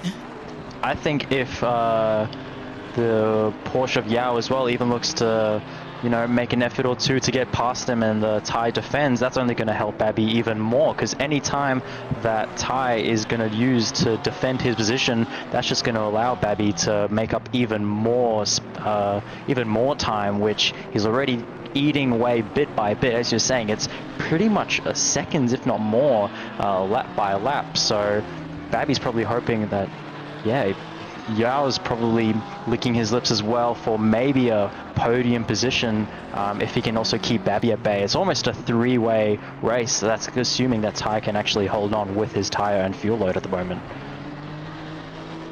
Yeah, I'm interested. Now, I see it could get spicy, but at the same time, Steven Tai just cannot push his car too hard, or else he's going to have to pit, and that's not what you want to do. Especially with 23 minutes to go, knowing your championship rival has already pitted. So Glory Babby is in the safe. All he has to do is just drive the car, push the car, but I do not think Babby has got a new tire, so tires will still be an issue for him, for them. So we'll have to see. We will have to see. But you can see that McLaren in the background. He's getting really, really close now. They're practically in the same corner as Steven Tyne now gets on the start-finish straight, and now under pressure from that Porsche. And he really needs that Porsche as the Porsche might have a go here. Yeah, I think he might, but it's looking like he is not just not yet. But he's gonna want that Porsche as a buffer, as we have a BMW exiting pit lane. That might give him just that tiny bit of breathing room here, as Glory Babby will most likely get impeded by that BMW, with not the BMW's fault, obviously. BMW's gone to the pits, he's followed his pit exit line, but let's just give a tiny bit of breathing room between Steven Tyne and Yao, but eventually that BMW is going to have to move out the way to let Babby through here, but that's just not much Steven Tyne can do. All he has to do is pray and somehow stay ahead, as Babby does manage to get past that BMW of Perkins. And also Yao really putting the pressure on Steven Tyne. That's not what he needs right now. He just needs... what he needed was clear track, a relaxing drive, I want to say, but right now it's the polar opposite of a relaxing drive. He's probably sweating and somehow praying that Glory Babby somehow gets into an incident, stays behind somehow, but with 20 minutes to go and Babby being that close, I don't see what Ty can do, as he's now pretty much on the rear bumper of Wesley Yao. So it'll be interesting to see how much of a fight Yao puts up as well, because that will help Ty a little bit more, because Babby is absolutely flying. It'll be interesting to see if Yao just stays with his race, hopefully can pick the pockets of Ty in a few minutes and lets Babby through, or will he put up defense as well? It'll be interesting to see, because Ty is probably praying and hoping that Yao can keep Babby at bay, and then that way he can at least have that clear air and, more importantly, track position for just a little bit longer. Don't see how he can do it. I'm just hoping he's not pushing that GTR that tiny bit too hard. I know it can do the one stop. My mates have done the maths, but if he has to put, it's really on the edge of not being able to do that one-stop strategy. So if he pushes just the tiniest bit too much, he won't be able to finish the race here. Steven Tyne obviously is fuel saving, as they're now in a three-way battle.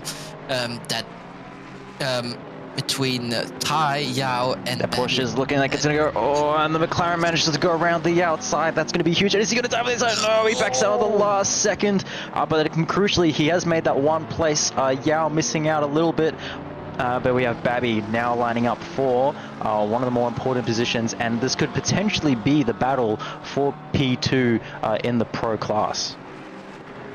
It definitely is, but at the same time, there's not much Steven Tyne can do. He did the fuel save strategy, and unfortunately, Babby behind him can just push that car to 100% and not have to worry about fuel. They now go side by side almost on the start-finish straight, and yeah, there's not much you can do. I expect Babby to go for a move down the inside here. And as they go side by side down the start-finish straight, now the GTR is quick. That is, if you're pushing the car, and yeah, Babby actually got clear of him before the corner, so that's moved on from Babby. And with all the quali points, there is potential that that's all Babby has to do to finish ahead. The Porsche gets a little frisky on the inside as well. There may have been contact there. The Porsche really trying to get past Ty with that eager move just there. That is not what Ty needs. Now, what the best thing Ty can do is stay one spot behind Babby and just hope that the points roll out in his favor, which honestly, it's still possible. He did get P2 in quali, so it's still possible he might just be ahead, but he needs to keep Yao behind him now. So again, a driver from another class actually dictating what could happen in this championship for P2 in pro class. Steven Tyne needs to keep that Porsche behind now. He will not catch Babby. Babby is just on a pace of his own currently. Yes, there's just nothing Ty can do. He's already 3.2 seconds behind Babby, so Yeah, it's just bleeding time here. All he can do is keep Yao behind and pray that Babby does not get around Lucas Keys or even Brad Cook. That is if Brad Cook does not have to pit. Now, if Brad Cook has to pit, it is going to be enough for Babby to clinch that championship. Yeah, Ty's going to have to defend for his life just to have the chance of keeping that P2 spot, because if it looks like he's going to go on the inside, they leave enough room. That was a very opportunistic look, but Ty left the door open, but they just couldn't get the move done, because if Yao does get past, that is going to be P2 for Babby in the bag. So I'm not sure if Ty is aware of the math. He's probably trying to focus on just keeping that. I'm not sure.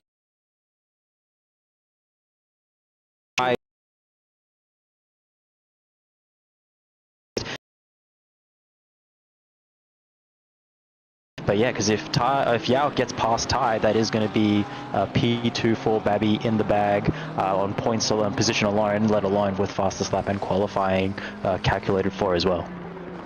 And we can see, actually, if we look at the track map, that Honda is over half a lap ahead of number 230 of Steven Tyres. The stream has frozen. I'm good for me now. We are good to go. Yeah, it's back for me. Perhaps that was on my end. But I think if Brad Cook does end up pitting here, he might even go out ahead of Steven Ty. So we'll have to see. We'll have to see. It's a very tight battle. That Honda has been doing currently, his last lap was a 136.7, so he's still in the 36s. So he's still got pretty decent pace in him. He is 1 second slower than Glory Babby, but I don't think Glory Babby will manage to get all the way past into P1, as he does have quite a bit of a gap to Lucas Keys, and Lucas Keys has quite a bit of a gap to Brad Cook. So if Brad Cook was fuel saving, he could be in the clear for a race win here. But let's see what happens. There's still 15 minutes of racing to go. Tensions are high. Steven Ty just praying that Babby does not get past Lucas Keys. Currently, Lucas Keys, the times that he is doing, his last lap was in the 36s as well. His last lap was actually at 36.390, so also fuel saving and lots of lift and coasting. So it's looking like Lucas actually not struggling perhaps as much as Steven Ty is here. Yeah, as you're saying before, we wonder if maybe he was not fuel saving as much as he sort of in the beginning of the race. I wouldn't be surprised as well if those rear tires are absolutely shredded with absolutely no grip. We've seen him already kind of getting very squirrely out of certain corners, but he's actually doing at the moment not a bad job of keeping Yao at bay, which is going to be crucial for that P2 spot. Maybe tires lining up for the front straight overtake, because he's now on the back of that GTR, maybe getting it set up ready to go, because he is struggling to actually get past, especially when you go down the straight. It is a bit of a different top speed between those two cars. He's going to have a look and see if he can get a go here now. Talking about Yao, he is in a championship battle with Jaden Rondinella, but as it stands, if Jaden just keeps it safe, we've not talked about Jaden much in that silver battle. He's actually just had a very nice, I want to say quiet race. He's not been pushing too hard. He's currently in P6, and that's all he has to do to get that silver championship. He does not have to push. He is just one spot behind Wesley Yao, so he's in a good position where he is right now. Yao has to finish way ahead to be able to clinch. As we see, he does get a bit slidey there. It's looking like rear tires on all these GTRs are giving out. Apart from that, he's in a good position. I don't think he's going to fight Vediger that hard. Vediger does have the pace, and Vediger has had pitted, so that Mustang is going to get the advantage on the straights here. I don't think Luke is gonna fight him too hard. It's just that's too much of a risk for a potential incident. He's going to be focusing on his championship, and he's in a good position for it now. He does not have to push. He just has to pretty much bring it home.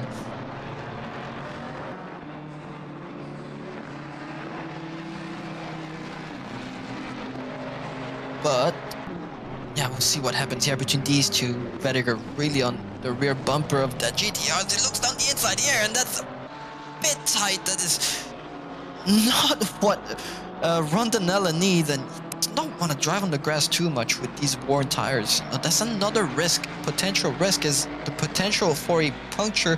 Now, I don't think it's going to happen here unless he gets way slidey and just completely ruined his tires, but honestly, I think what Jaden needs to do is just let Vediger through and then just drive his own race. There's a nice big gap behind Vediger here, so he's not at risk. And as Vediger does get through around turn 1 now, so all you have to do is relax a bit. Don't push too hard. You've got a nice big gap behind you. Just drive your race. It's only 12 more minutes to go. As you can see, that corner here, that GTR, just the rear end really sliding. We know the GTR is a slidey car, but that is extra slidey here in these dying stages of this race with 12 minutes to go. All he has to do is keep it safe. Just relax. Yeah, with 12 minutes to go, I would be assuming that the tires on some of these cars are absolutely really struggling for grip. Going to have to manage to make sure you don't get over. You even see there, it just gets a little bit squirrely when you, not even just corner entry, but mostly corner exit. As you try and put the foot down, there's just nothing at the rear of the car. You just have to really manage your throttle, make sure you don't make any mistakes in the dying stages of the race. All he has to do, honestly, drive safe. You're in a good position. You've got a nice big gap behind you. As we see a car go off the track. Yeah, that was the car. That was the BMW of Perkins, completely off the track there. That could have gone a lot worse for Jaden. He probably scared him a little bit, if I'm going to be honest. He's probably, I say he has a nice open gap behind him, but he's probably still sweating. Just bad things could still happen. Something could still go wrong. He could still, I don't want to say blow up his engine, but still get a puncture or anything, and that is not what he needs right now. All he has to do is finish his race, just relax a bit. Yeah, that's it. Interestingly enough as well, Ty's still got Yao. And we've got Babby going past Cook as well. I wonder if Cook is maybe running out of fuel, maybe, because Lucas Key has gotten past him as well. Lucas Key is now in P1 in the GTR, and Babby is now in P2, so now Babby's actually in the clear from Stephen Tai, so all Babby has to do now, he doesn't even have to get past Lucas Keys. Stephen Tai will not have the pace, I don't think, to get past Cook, even though Cook is fuel saving as well, so we'll have to see what happens there, but that's quite a big gap to have to close to get past Cook, but looks like Cook has made a pretty major mistake for him to lose 2 positions there. He was well clear of Lucas Keys just then. I don't think he's pitted. No, it doesn't look like it. It looks like he's still got fuel in the tank. I was wondering if, maybe he was running out of fuel or really doing excessive coasting or anything like that. But it looks like he's now getting back past the back markers. I do wonder what happened, because now we've got Lucas Keys and also maybe more importantly Babby in second place, which will pretty much secure P2 in the championship, even if Ty keeps Yao at the back of him. I don't know if it will do a whole lot of good. Not much. That's not the only thing Ty can pray for now is Babby losing a position to Cook somehow, but Babby's just had a fantastic race. He's just been locked in this entire race, especially with the pit stop. I've said this in the past, he's done it before, and he's done it again. He's all the way back up to P2, even after doing a pit stop on Indy. He wasn't, I think it was like P12 or P11 by the time he got out the pits, and now he's all the way back up to P2, so... Yeah, absolutely amazing effort. I mean, yeah, he's out of the pits, he was nearly, I think, 11th. So we've been told that Cook actually did pit. I did not notice, but I did mention it in the past. If Cook does have to pit, he's most likely going to end up going out ahead of Stephen Tai. And actually, if he did pit, that means Cook can now really push. Perhaps he did try to fuel save and just didn't work out in the Honda here. So he did pit for a little splash and dash, and he's well clear of Stephen Tai now. Yeah, the gap was around 5 seconds. With 8 minutes to go, you're going to have to be getting more than a second a lap to catch up to Babby, and he's got the fastest lap at the moment. So as long as he keeps everything, all wheels pointing straight, there'll be P3 for Cook, which is still a pretty good effort with a Honda. It's still a pretty good tyre-saving effort, only having to pit with just around 10 minutes left in the race. That's a pretty good effort. That's still a very good effort. A sprint podium is always a good effort, in my opinion. It's I love these drivers. They're absolute rockets on the track. So the fact that he even managed to build that gap, build that buffer to go out of the pits ahead of Steven Tai, even with the massive pit lane here, is a solid effort. So, credits to Brad Cook here. He's had a fantastic race as well, even if he did have to pit. I'm now wondering of that fuel situation for the GTRs. I know there's 7 minutes of racing left to go, but I'm always curious if they are going to have enough to finish the race. And it's looking like Lucas Keys currently has 14 liters of fuel left in his GTR. Jaden Rondellano a little bit less with 13.5. If my math is correct, that is going to be enough to finish this race. I only have to do about 4 laps. I only have 4 more laps to go, maybe 5 if there's another lap. If someone crosses the line with 1 second to go and they have to do another lap. But I think these GTR drivers are going to be fine to the end of the race. So that is a very solid effort for all the fuel savers out there. That is very pushing the edge of not being able to do a one-stopper, but these guys making it work. And in fact, Lucas Keys currently in P1 and wow, my goodness, what an effort. Well clear of the number 3 of Glory Valley. Fuel saving, and especially for that race, it has paid off for at least one of these drivers, as it's looking like Lucas Keys will have another sprints win, as we see Kafil Slade getting a 15-second penalty for a collision on lap 49. I do want to take a quick minute as well. Lucas Keys in P1, starting from the back of the grid, 0 pit stops, fuel saving, and still managing to be ahead number 1 in this race. It's a absolutely incredible effort regarding that, as we've done the math, unlikely needing to pit. Absolute amazing effort.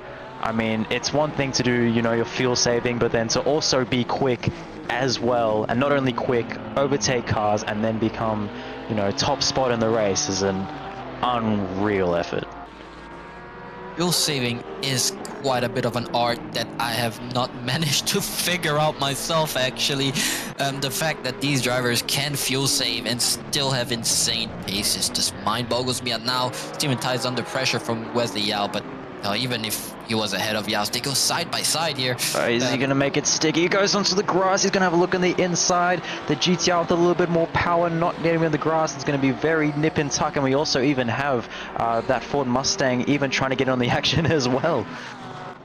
That is the Mustang of Vediger. So that's another car that's been on the push, as we see Jaden Rondonella in the background. He's going to go for 2 for 1. He's going to go on the inside, and it looks like he gets the job done. How about that? 2 cars in the span of 1 corner. How do you do? Race is just unfortunately not going the way Steven Tai would have hoped for it to go. Even if he stayed ahead of these cars, the fact that Babby managed to get 2 positions, it was only needed to get P2 in his championship with 4 minutes left to go. I can't see anything going wrong. As I say that, there could still be things going wrong. We cannot confirm the championship for P2 until the race is over, so I'm not gonna say anything else when it comes to that, as we can still see the GTR and the Porsche really battling in the background. And that is 2 cars that are fuel saving. They don't want to push too hard. They really don't want to push too hard. Right now would be the worst time to run out of fuel, even pit actually, because they would lose just way too many positions. Yao is fighting tooth and nail for that P5, and the time is starting to dwindle with only less than 3.5 minutes left, and he just can't get close enough to the straights in order. Oh, as we see Vertigo go wide, getting wide into, I can't know what turn is at, but it looks like he's still maintained the position at the moment. A bit of a hard in your throat moment there. That is not what you want. He can relax as well, you know. He might even be looking for Brad Cook here. Brad Cook is... no, that's the 959. I apologize. Brad Cook is way ahead of him. I thought it was Brad Cook right in front of him. But no, that is the McLaren of 959. Where's that car, actually? Am I seeing this right? That is... No, that's 992. Or 999. God, I apologize. Guys, the 999... Vediger. I don't know what's going on with me. No, that is Vediger 999. The car ahead of him is the 175, and that is a blue flag car, the blue flag car of the other Vediger ahead of them. Apologies. It's been a long race, okay? It's been a very long race. It's been an exciting race. We've seen changes for positions for championship. We've got Lucas Keys and P1. Why am I not surprised? That always happens somehow. But like, you can't take it away from him. That is still a solid effort. He still had to put the work in to become quick. You don't get pace out of nowhere, so the hard work has definitely showed off for Lucas Keys, and he's rewarded with a P1 at the moment. But it's looking like there is going to be one more lap in the race, as there is currently 1 minute and 43 seconds to go. So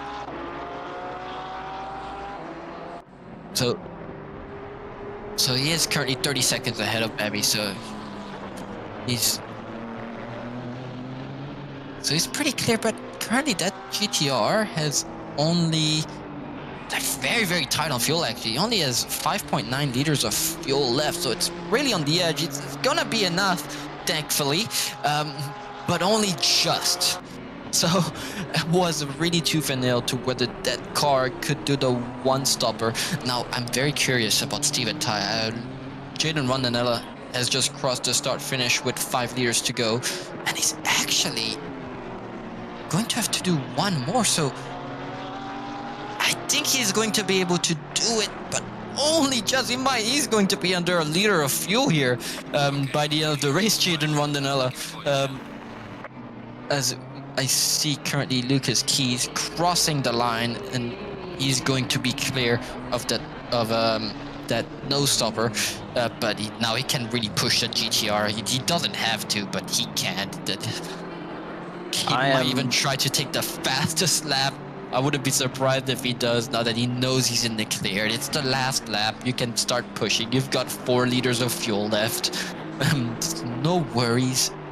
I'm monitoring still that delta between Tai and Yao with only, 1 lap left. I'll be not surprised if he tries to make a little dive for it, but it doesn't look like it looks like that gap's just too big. Honestly, Tai with an immense effort keeping Yao at bay with those rear tires, absolutely struggling, and obviously with the extreme fuel saving as well. Do you see who's right behind Yao now? Rondanella looking to make an appearance with not long left in the race. This is going to be the final lap of the race. So actually, we might even see a change for P1 as Jaden Rondanella will have enough fuel for this lap. Yes, he does have enough fuel, but only just.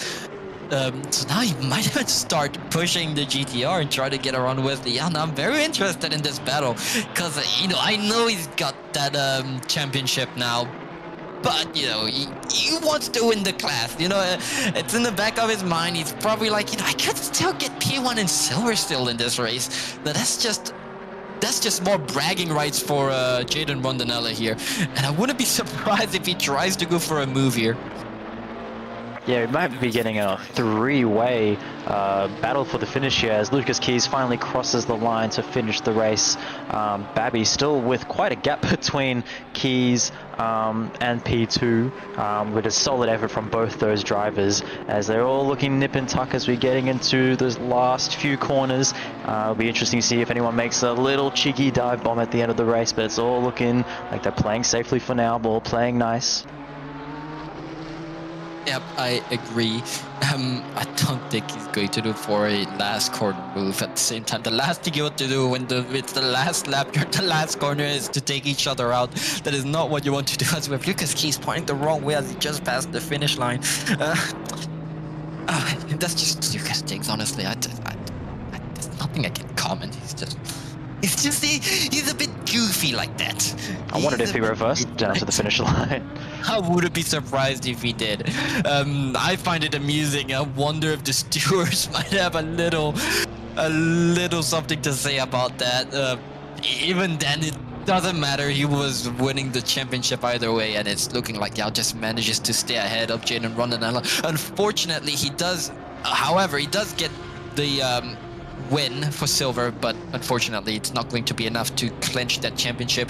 That championship will go to Jaden Rondinella, and he will have to settle for P2. Still a very solid effort, and perhaps next season he'd have more luck for a championship win here for Wesley Yao. Yeah, that was a very interesting race between P4, P5, P6. So strategy playing a big role at the final moments of the race. Yeah, as I expected, Jaden Rondinella currently under a liter of fuel left, so it was really on the edge of not being able to do it.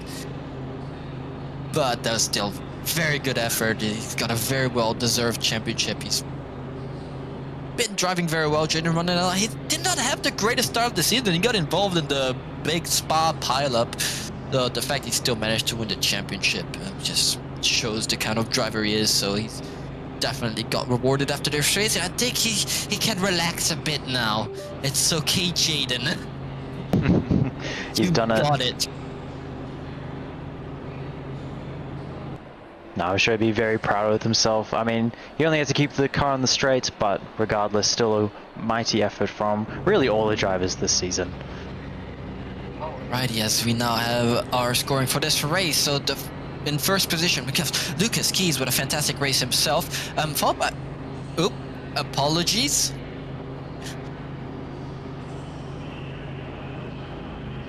Looking like we've got a bit of an issue here.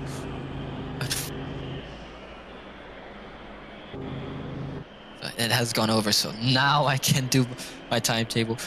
So it will be Lucas Keys taking the race win here with a no-stop strategy, with a very healthy lead over Glory Babby. Will take P2 in the Silver Championship, followed by Steven Tai, which will have to settle for P3. Still a solid effort for Steven Tai, but Brad Koch will take third place in the podium for this race. In Silver class, we have Wesley Yao in P1, followed by our championship winner Jaden Rondinella in P2, and Perkins will take P3. In Pro-Am, we'll have Murphy in P1, followed by Ivan Lee, our Pro-Am champion, followed by Tarindu Atanayake in P3.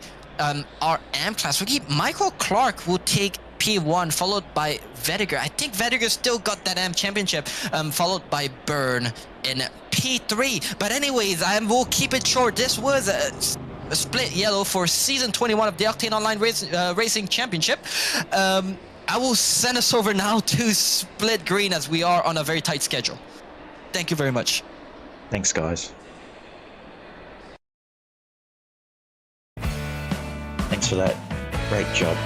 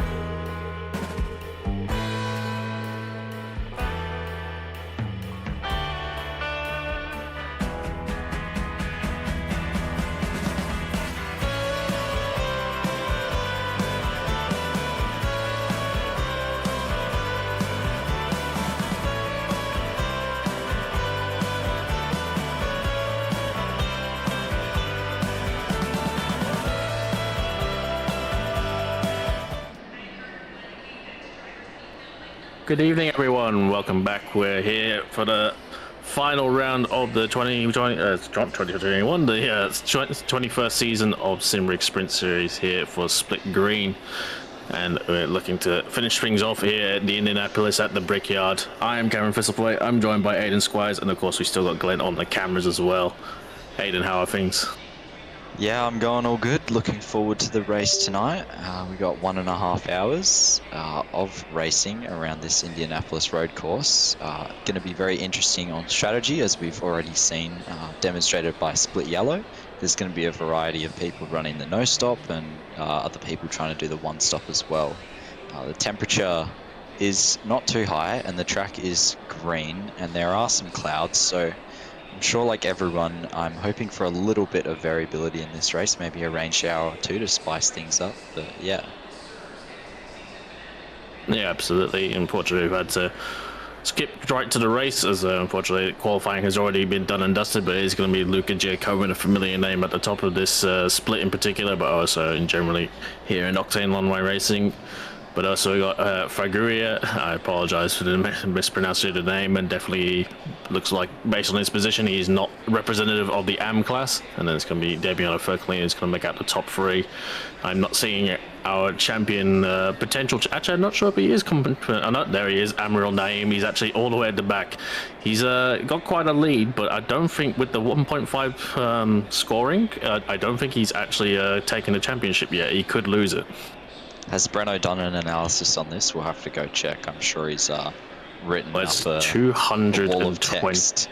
228 points between Giacomin and Naim, and I believe there'll be 5 points to Giacomin for quali. Actually, I think that's also 1.5 times 7. 7 points. So it is. I mean, yeah, Giacomin needs to absolutely dominate this race. He's got pole position, which is already 7 points. He needs to do everything, and hopefully Naim doesn't finish this race. But he's here. He's going to be racing, and I'm sure he'll get to the end as well and do everything he can. But it is not. It's not completely set in stone for Mr. Triple Free. No, as well, the McLaren, as we saw last race with Glory Babby, is going to struggle to go the whole race without pitting, so it'll be interesting to see if he's going to try go the no stop, which is faster over the race in theory, or if he's going to try to go for the one stop, which is slower but gives a bit more flexibility. Yeah, I didn't keep too many tabs. We saw a few people attempt the no stop. I'm not sure. I didn't keep on tabs on who actually got it done, other than Stephen Ty and Mr. Lucas Keys, and one had more success than the other, if I recall. So while it looks possible, I think your execution is very much very Name's important. gone to the pits. He hasn't clicked drive, so Yep. he's starting from the pits. It is unknown as to whether that is on purpose or if that is not on purpose. Well, Maybe he's trying to avoid the turn 1 carnage that sometimes happens here, but we'll just have to wait and see.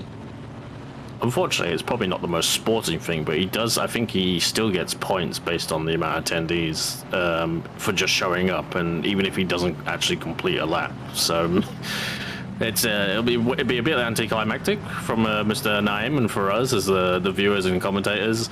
But yeah, I think he can just sit this one out in the pits for this one, and he'll confirm his championship. But I'm hoping he gets out there and gives us a good show. Yeah, so am I. I mean, I do want to see some racing, especially from him, because we all know how fast he is when he's on it. So I think everyone would like to see him racing, but yeah, it might be the case that he knows that all he has to do is sit in the pits and he'll have this one. But let's talk about Ferrugia. I have not seen that name before, and I don't think the AM badge is particularly suiting. We didn't see the quali time, so it's a bit hard to judge exactly where he is, but he's in with the pros, so he's definitely doing some things right. Yeah, this is not really my regular split. Not that I've really been commentating any split in particular this season, but yeah, I'm not familiar with it at all. I was hoping to lean on you, but that tells me everything I need to know about that one. He's a wild card of wild cards, to say the least, but hopefully it might give Mr. Giacomin something to think about. And of course, we've got Mr. Fercolini and Mr. Vintner as well, I believe winner from last round, or race 1 of last round at Red Bull Ring. So I'm sure they'll all put on a good show, and we know Damiano likes a crack. Well, if my hunches are correct, the Ford won't be going the full distance as long as it won't rain. It's incredibly difficult to string that thing out to 1 hour 30, whereas I would think Giacomin might be able to with that Ferrari fuel saving, same with Damiano. So we might see both of those cars try to go to the end and run the no-stop strategy, whereas the Ford and I dare say the BMW 2 will struggle to reach that 1 hour 30 mark without stopping.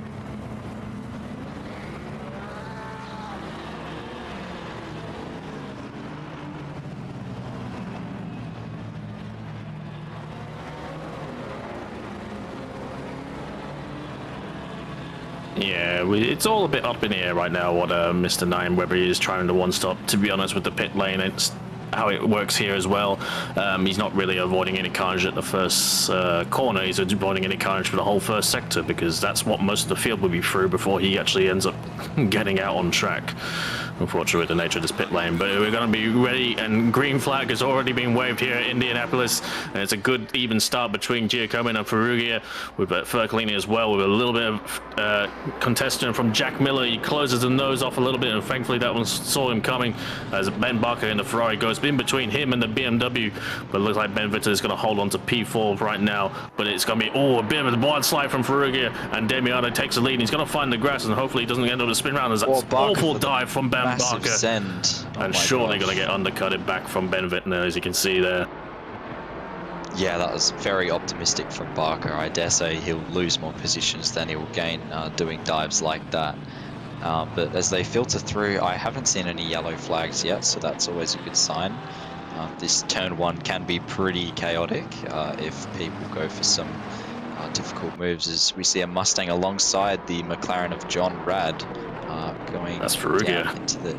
Is that... Oh, so he's dropped even further back. Wow, okay. So Ferrugia really having a mare of a start here, going from P2 all the way down to what is now P7, I believe. Yeah, not too great of a start from him. Just looks like oversteer and cold tire stuff, especially on this green track as well. It's really easy to forget that, you know, green track has a lot less grip. And Admiral Name is now out of the pits, so he might have been doing that strategy to try save fuel on the formation lap and try to go the one stop.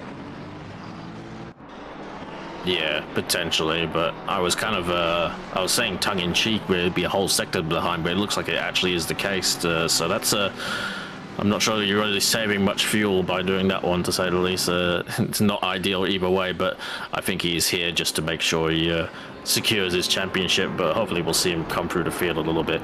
But yeah, Ferrugia, very... maybe, you know, not him being new to the series, he's not familiar with the names around here and might be finding himself getting up to speed a bit. As I said, it is a green track. We did see rain for qualifying in split yellow.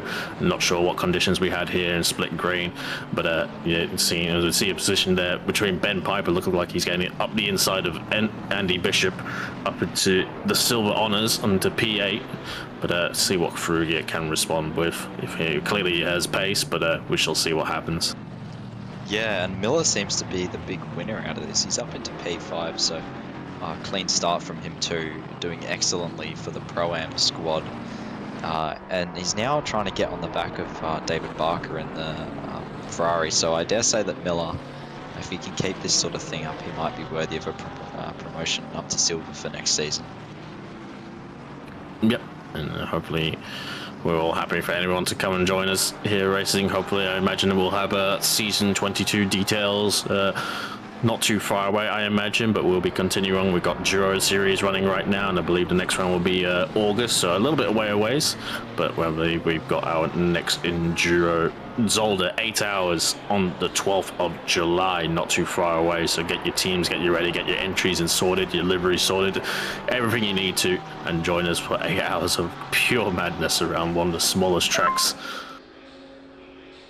Yeah, so Giacomin pulling the gap on Damiano, so it's kind of hard to tell right now if they are fuel saving, because a 37.7 is not incredibly quick, but it is still a green track. So I'm wondering if maybe he will try do what Glory Baby did, as there is some movement down the back of the grid. I didn't see if Lim overtook. Did he get past the Aston?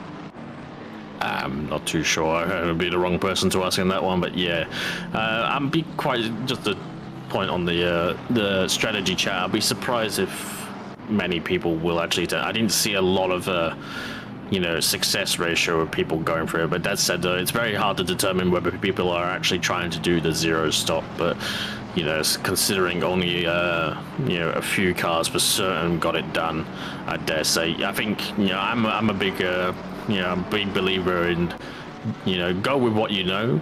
And if you're not if you're not sure on it, then as I say, go with what you know. You can get it done on one stop.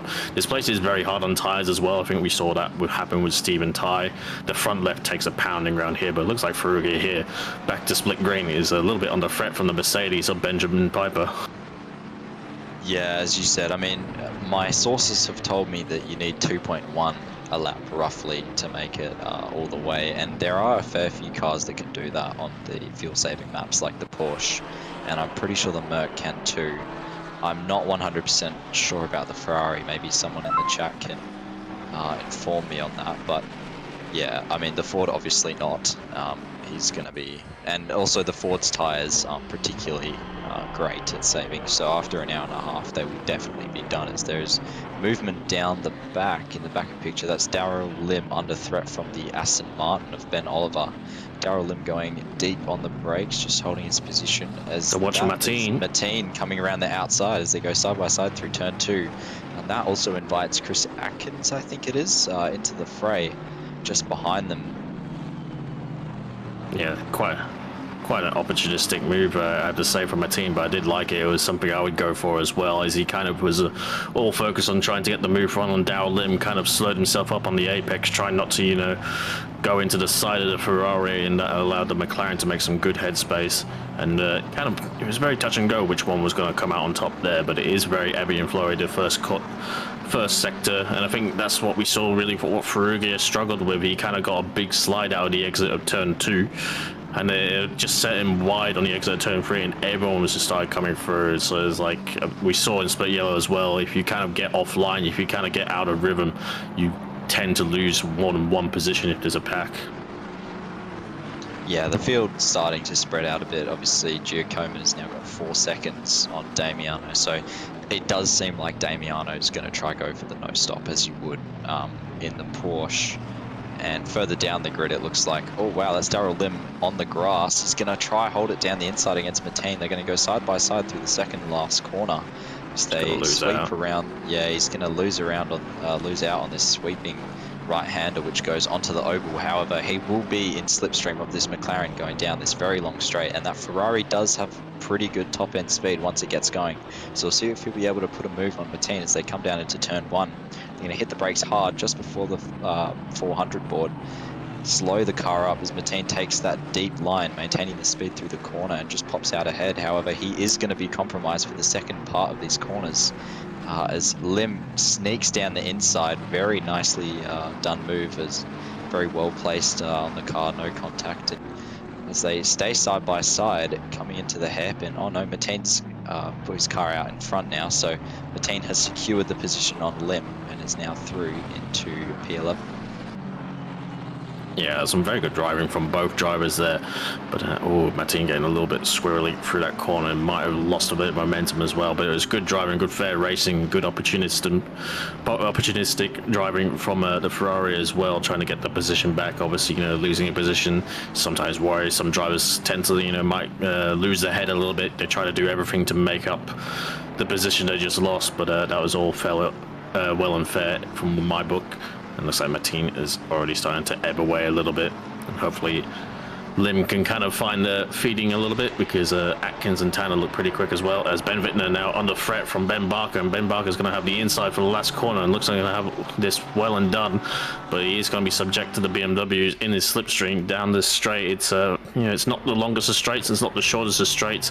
Let's see if the BMW can do anything in the slipstream. It's ebbing closer and closer. Is he going to duck out? Ben Barker, he goes to the middle part and defends.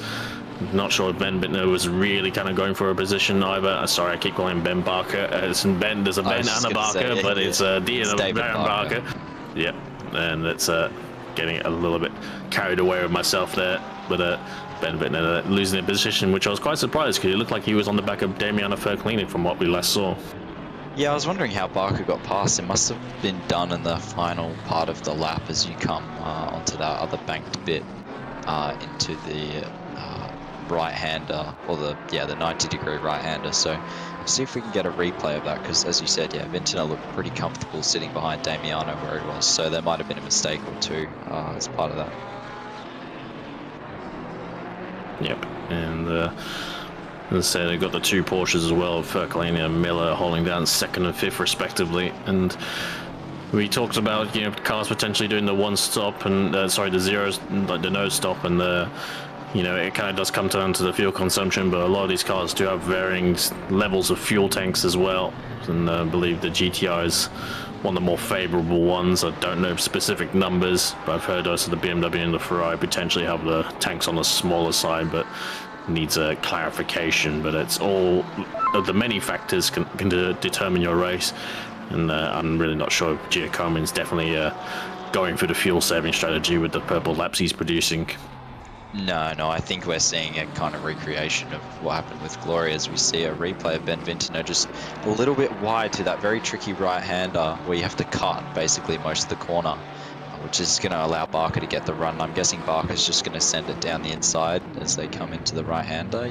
Yep, is what I thought would happen. So yeah, Vintner just losing out on the exit of this corner here, because obviously Barker's just able to get on the inside for the sweeping right-hander, which will give him the position. Yeah, it looked like Vintner should have had that done and dusted and sort of retaken that position, but I think he just caught the inside curb of the turn 13, and that kind of killed his momentum a little bit and allowed Mr. Barker to get out the inside and kind of secure the inside, which is definitely the preferred line. There's a lot of awkward corners around here that favour the inside line massively.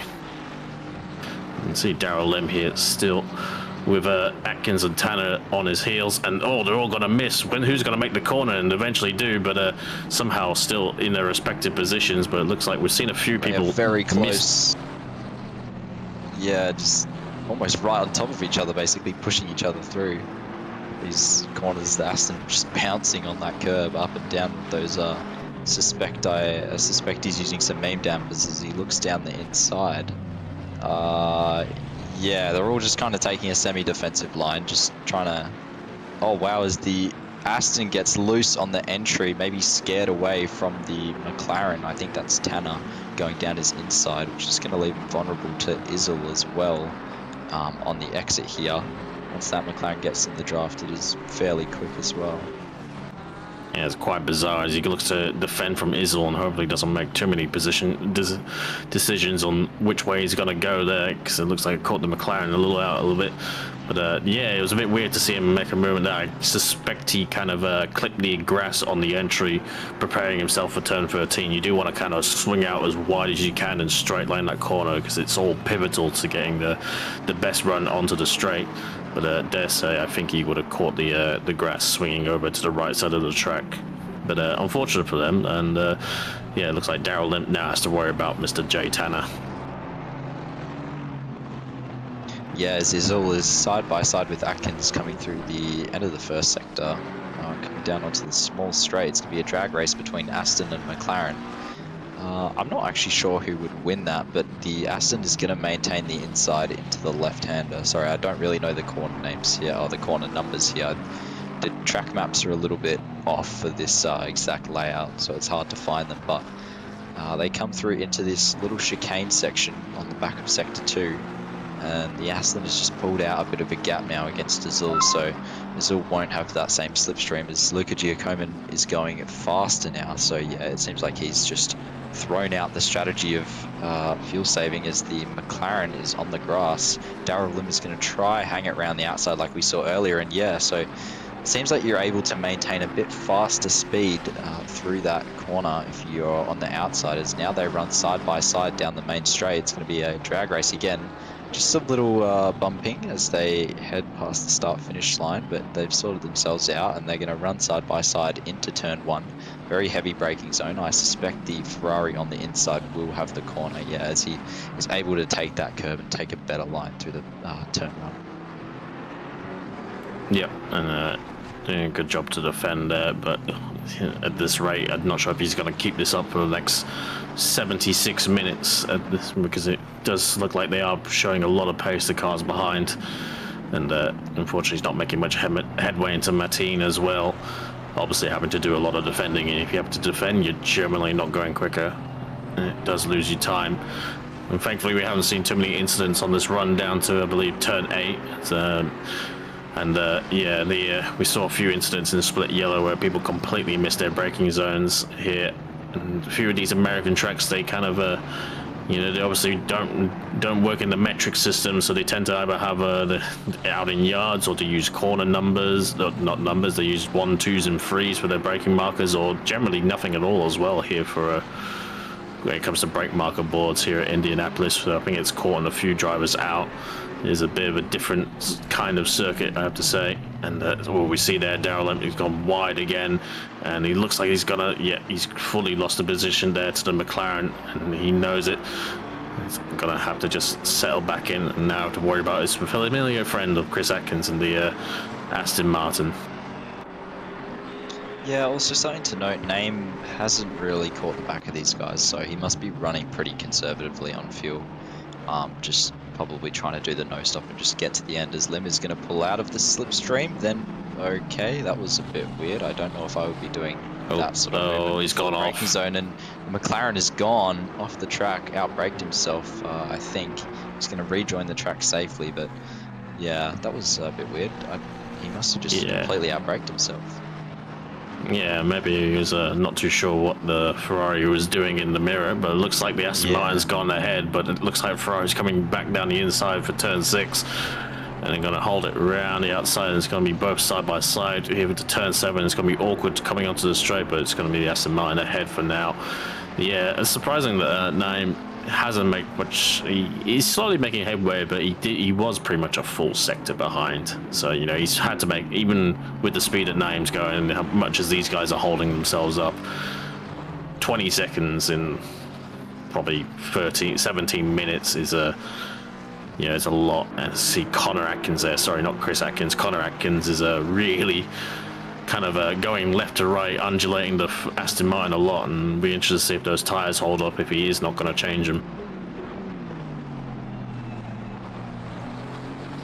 Deep again as well. I find that corner as well, to be honest, I've only really raced here once, but you do have to kind of have a bit of finesse on the brake pedal. You can't necessarily slam it straight to the floor. You kind of do need to encompass a little bit of finesse to get the best out of the brakes, and hope it'll come back. I was just going to mention Barker's got past Thurcolini. Not sure where. We might be able to get a replay of that. But yeah, I don't think Barker is going for a fuel saving strategy either, considering he's basically just looks like he's driving pretty aggressively compared to Thurcolini in the Porsche. I'm not sure if Vintner is doing saving either, because as far as I'm aware, the BMW is actually one of the worst cars on fuel economy. It's actually like almost as bad as the big V8s, so I really doubt he'll be trying the no stop either. Yeah, it's very hard to judge the BMW from what I understand.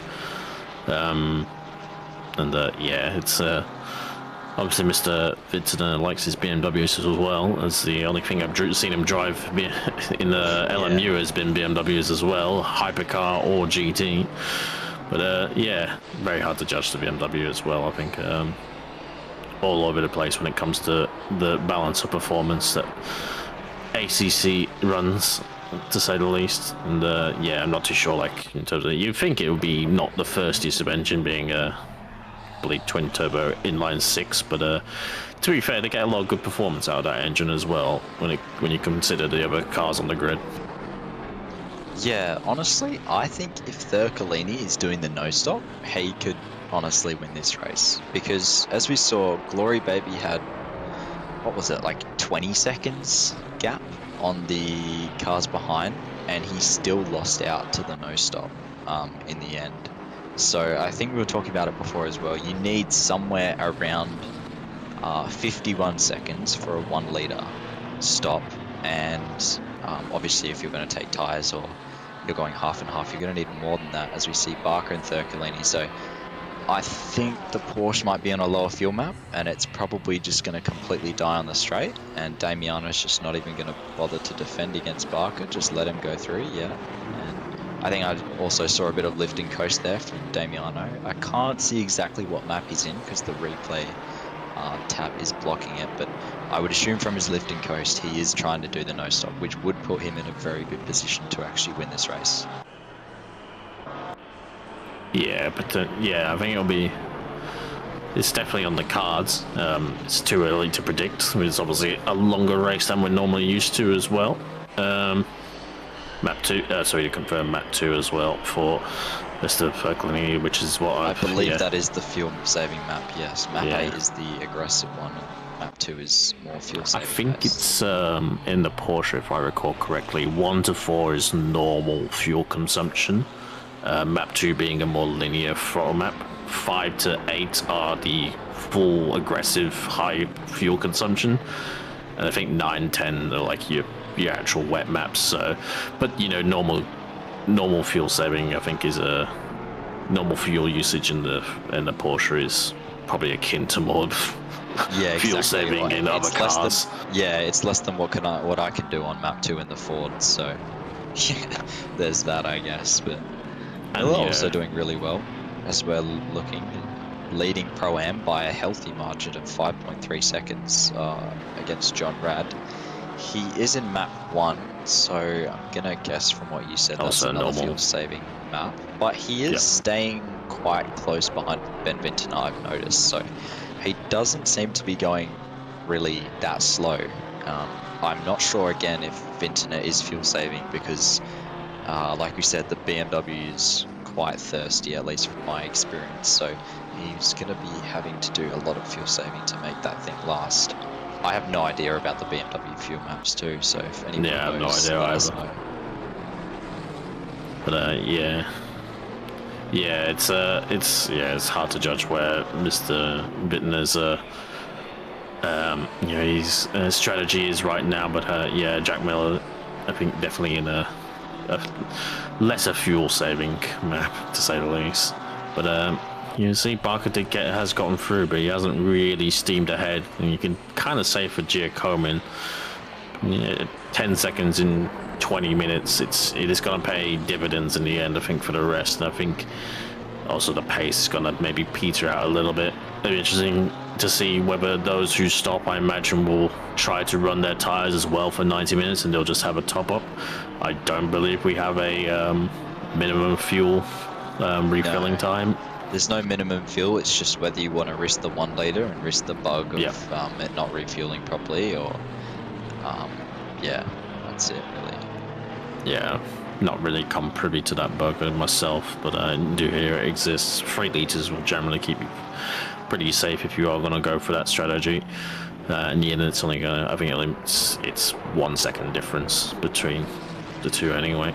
Perfect game. Doesn't need any updates as well.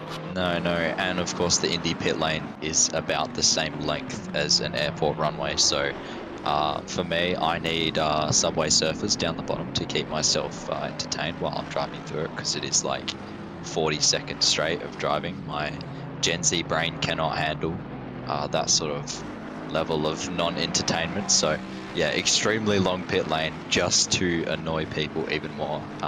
Knowing that this track isn't really a community favorite. Yeah, it's just gonna dodge your comments on Gen Z. I don't know, no matter what I say, I'm gonna sound like a boomer anyway. But I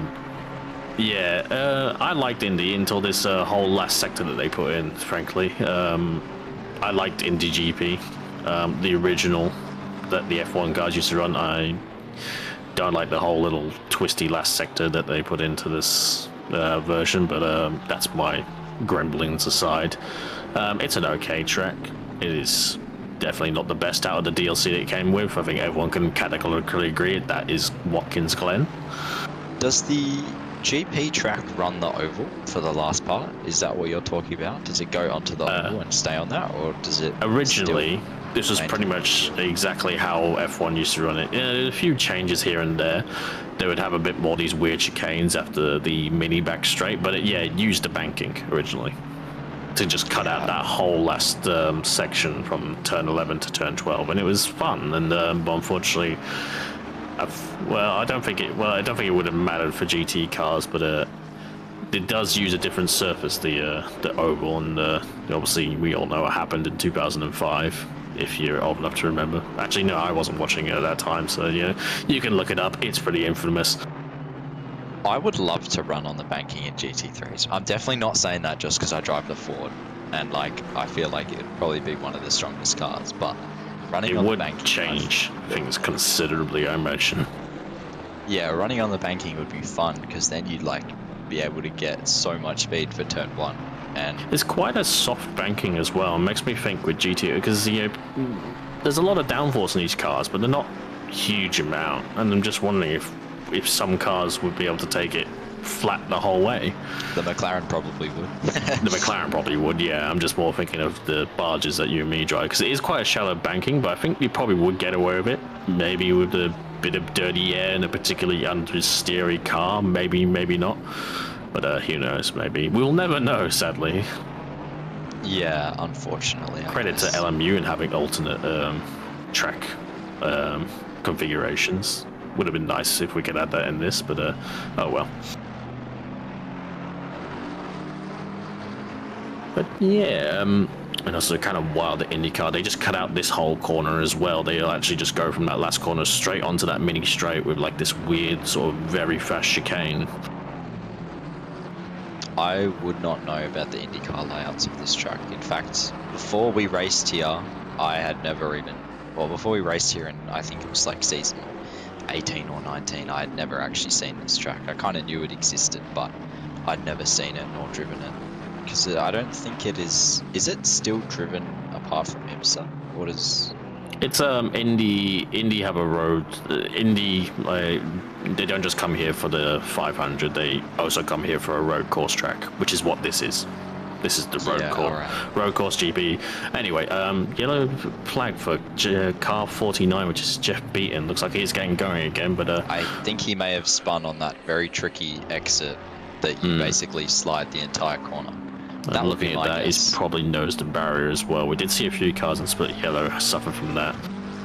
But unfortunately, for Jeff Beaton, I dare say he might come into the pits, and we'll know he's not no stopping, to say the least. But that does promote Mr. Naim to P16, so that's an overtake for him as he slowly tries to undo the pit lane start. Not sure if that's... Maybe he should have just started from the back, but who knows. Yeah, I mean, could you just drive the whole formation lap in 6th gear on like a fuel saving map? Like, how much fuel would that take? I mean, sometimes I do that for the sprint races in the Ford as well, but I'm not sure. Mean, definitely. You probably won't be able to do any tyre warm-up, to say the least, but I'm not too sure if it's still on the McLaren as well, but I remember when the non-Evo version got added, and it was actually quite funny because one of the fuel maps in the McLaren is technically basically a fuel burn lap. It's basically low power, high fuel consumption. It's designed to empty the tank incredibly quickly. It pretty much serves no purpose in this game, except for it's quite funny when people mistakenly enable it, to say the least. Yeah, and then they run. It's like an engineer's car map, essentially. It's quite funny that that's still in the game, which I quite like. You know, it'd be cool. I love that ACC includes those details. It's a shame we have to still, look externally to find those details. ACC, they never actually put any of the ECU maps in the game. Yeah, it's Ben Piper now. I think has he been on the back of Ferrugia this whole time? Because I would suspect if Ferrugia has been abusing those tyres, he will probably start suffering in the next 15 minutes. As a Ford driver myself, this track is very hard on the front left, and the Ford being a bit of a barge, it's so easy to just scrub those tyres and overheat them lap after lap, and that obviously just destroys them. So we'll see if Ferrugia also obviously has to come into the pits. I would highly doubt that he would run the hour and a half without pitting for tyre or without putting on tyres. I know I probably wouldn't unless I was driving extremely conservatively. The Ford's one of those cars that unless you're a god at tyre whispering, it's not particularly great, especially on a track like this. Well, you know, I think it's you know, maybe it just comes down to the driver. If you're you know, you're saying it struggles with understeer, just you know, use more throttle. That's how you counter understeer. Surely that's how it works. It's that simple. Well, that's what the aliens say, but doing it in practice is a little bit more difficult. Yeah, it's definitely tricky around here. I've only driven here once, to be honest, and that was with the Bentley, and I had a multitude of things that were kind of not helping me on that one, but I do remember it is very killer on the front left, especially if you don't have a particularly pointy car, but he goes very wide into turn 13. I'm not sure if the Mercedes is going to be able to do anything about it, maybe trying to crisscross and get a better run, but even if I think he's right on the back of the Ford, he's going to really struggle to make any indentation. He gets a slide as well, so it's unfortunately going to put out any advantage he had for Mr. Bishop. Mr. Piper, and he's just gonna have to follow again, and that was his kind of opportunity, dashed and gone. He wasn't really close enough to really take advantage of it, I have to say. Unfortunate. Yeah, obviously the one place the Ford is going to be good here is on the straights, and especially when you're in something like the Merc, it's obviously going to make overtaking a little bit more difficult, as we see Tanner followed closely by... we see Lim followed closely by Tanner. Obviously these two had a little bit of a, not incident, but they were pretty close to each other before, which made Tanner go wide. So we'll see if Tanner will now try get Lim back for making him run wide. I dare say he will probably get past him fairly soon, seeing the gap come down fairly quick. Yeah, we'll see how things go along. Unfortunate for Tanner, because I think he would have been quite a fair bit ahead of where he is if he wasn't for that error at turn 1, where he kind of went for a little bit of a half spin. But unfortunately here, as I said, for Piper as well, I'm kind of you say the Ford is an understeery car, I dare say the Mercedes is no less understeery as well through that corner that comes onto the start-finish straight, and it's not ideal, and it's another set of corners on this track where you have to really set it up for one corner in advance on the line. And we see the Mercedes that is so wide, and if you clip that grass out of nose, like that's when you're really wide onto things.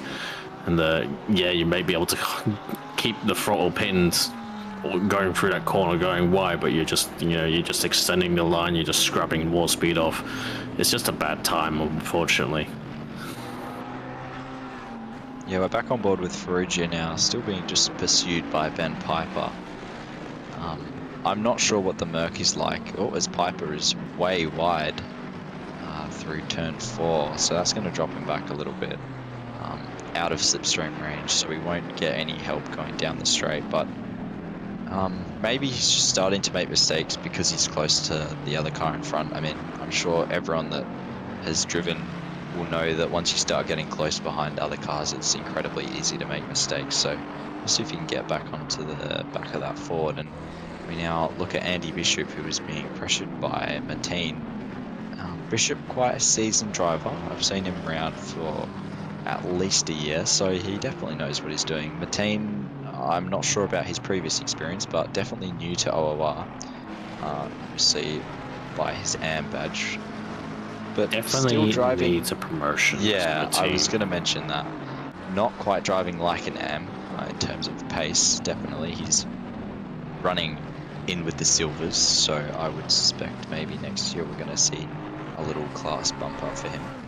Yeah, and me saying he needs a promotion is not even based on this race. It's based on his position in the standings. And me having not really commentated or watched this split for mostly this part of this whole season, he is, yes, in M class, and he is ahead of Waffrey, who's the second closest, but it's 239 points between them right now, with Waffrey on 99 points and Abdul Mateen on 338.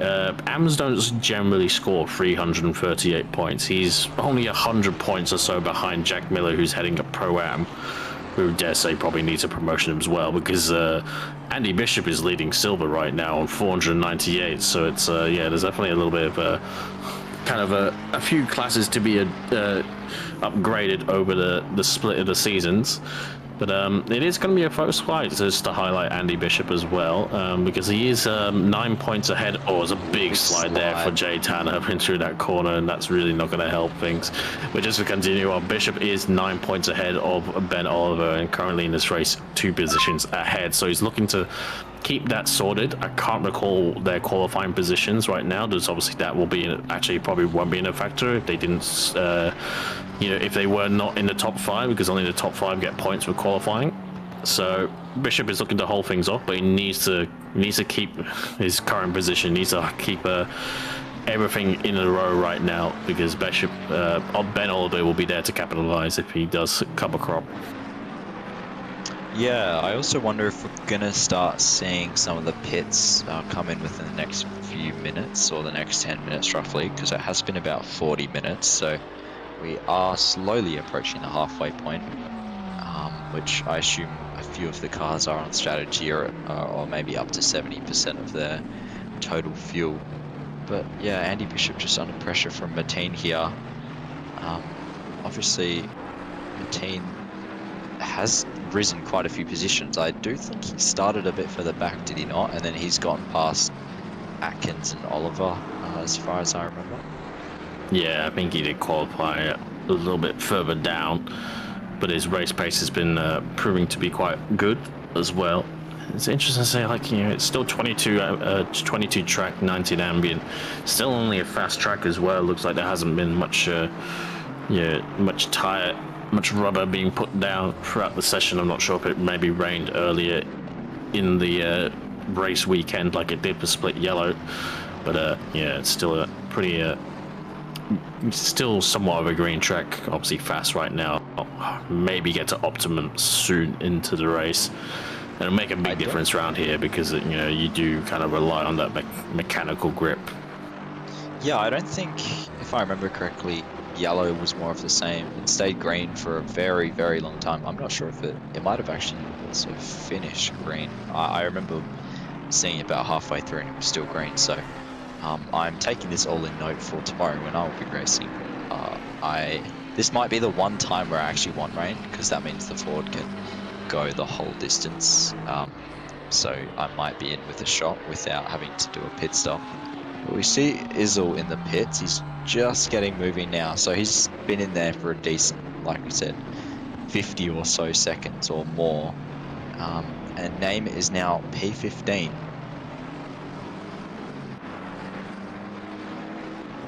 Yeah, it looks like he's just going along, just doing his thing. Best of a 37.8 right now. I believe Mr. Giacomin was doing, well, he saw his best was around 36. I think he did a 36 for a purple at least. I'm not sure what he'll be doing now. I imagine maybe Naeem is maybe just experimenting, see if he can do the zero stop as well. But we'll see on that front.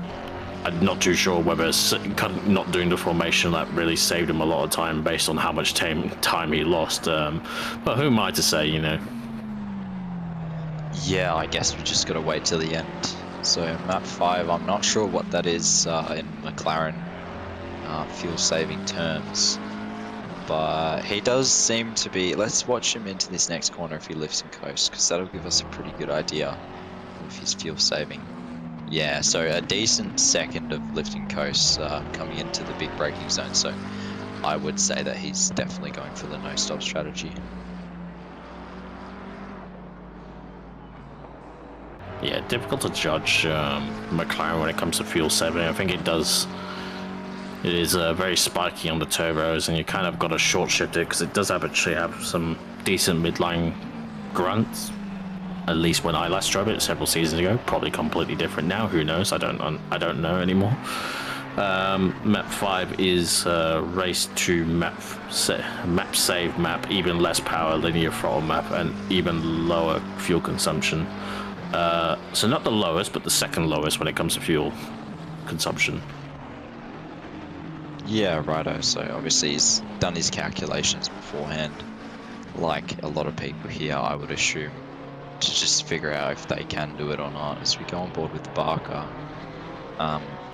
looks to be driving pretty aggressively, I would assume. Again, I'm not sure about map 1 in the Ferrari, but his pace has shown that he is, I mean, he's a decent, I would say, 3 seconds, or almost 4 seconds, in front of Thurcolini, who has now Ben Vintner for company right behind him. So obviously Thurcolini going for the fuel saving strat, like we've mentioned on that map 2. Going to be doing lifting and coasting where he can to try bring that number down to around about 2.1. Yeah, just shout out to J-Rad as well. He's kind of just been sitting there a little bit in no man's land in his orange McLaren, just holding down P6 and on for a good result so far. And yeah, not too sure whether, as I said, George Sakania says in track that green split, I trust you mean yellow split, did get to optimum late into the race, I imagine. Obviously, we've not got our full grids here as well, which would be a factor. More cars, which means more rubber going down. And obviously, we're late into the season, well, the final round. So, yeah, not too many here to put down rubber. But I'm sure we'll get maybe a little bit of optimum towards the end, hopefully. Unless a sudden downpour, which I don't think it's looking likely for this race. Yes, we've got a little bit of a group of 3 here, Ferrugia, Piper and Bishop. So Piper has gotten past Bishop actually, if I remember correctly. So it'll be nice to see where he's... Oh, was he ahead? Okay. Yeah, he's always been on the back of the Mustang. I probably got it's Bishop. It's Bishop and Mateen I'm thinking of. So Mateen also just coming onto the back of this group too. The Merc's still stuck behind that Ford. Obviously struggling to get by, especially because here a lot of the overtaking is based on that main straight and the run down to turn 1. So the Merc struggling. Obviously that Ford might not be able to turn too well, but it does put the power down pretty well. Yeah, it's hard to tell. Even if I was originally in the Mercedes, but I doubt I would have finished the season in 1 as much as I want to like the car. It is a tricky time. I can see the understeer he's having to deal with as well. He's probably getting a little bit of wash as well from the Ford, and the Mercedes does kind of have, it has a little bit of front air where it is still got the unfortunate weight up the front, and it's still not the best, and generally has to carry a lot of aero to kind of get it through the corners, which means it's a little bit draggy on the straights, depending whether the BOP lets it have any power these days. I'm really surprised at how slow the Mercedes actually is on the straights, because it seems like such an aerodynamic design, right? Like the car looks fairly sleek in the design, and then it just seems to have sort of drag issues once it gets going.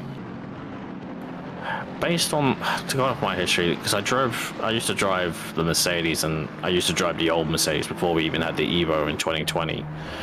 And the old Mercedes I think it was, when it was kind of known for being a good car on the straight, it was mainly because the engine was a lot more freed up, whereas these days it's a lot more limited. And especially the Evo package did pile a lot of front downforce on, because that was its kind of weak spot from the original design. And unfortunately just means it's actually just a very draggy car. I mean, it kind of does look sleek, but it's got a lot of front air damming through the grills and stuff like that. There's a tendency why, when you watch the real life cars, the real teams, they do plug up a lot of that grill to minimize the front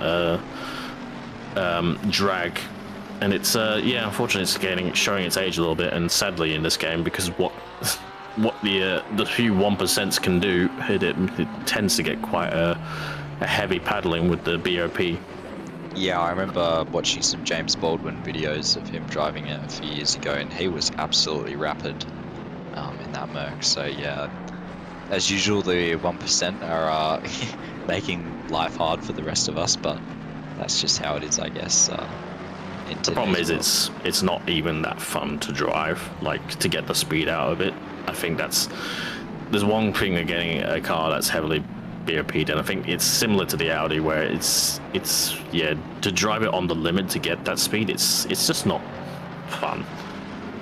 It's a lot of work for a little pay off, which I think, you know, it can work. We saw Glory Babby, I believe, last season kind of put it to good work, but it's there's definitely a lot more. You can get more performance for easier, for less work out of other cars, to say the least, which is why the Mercedes have become so unpopular, I think, or least popular.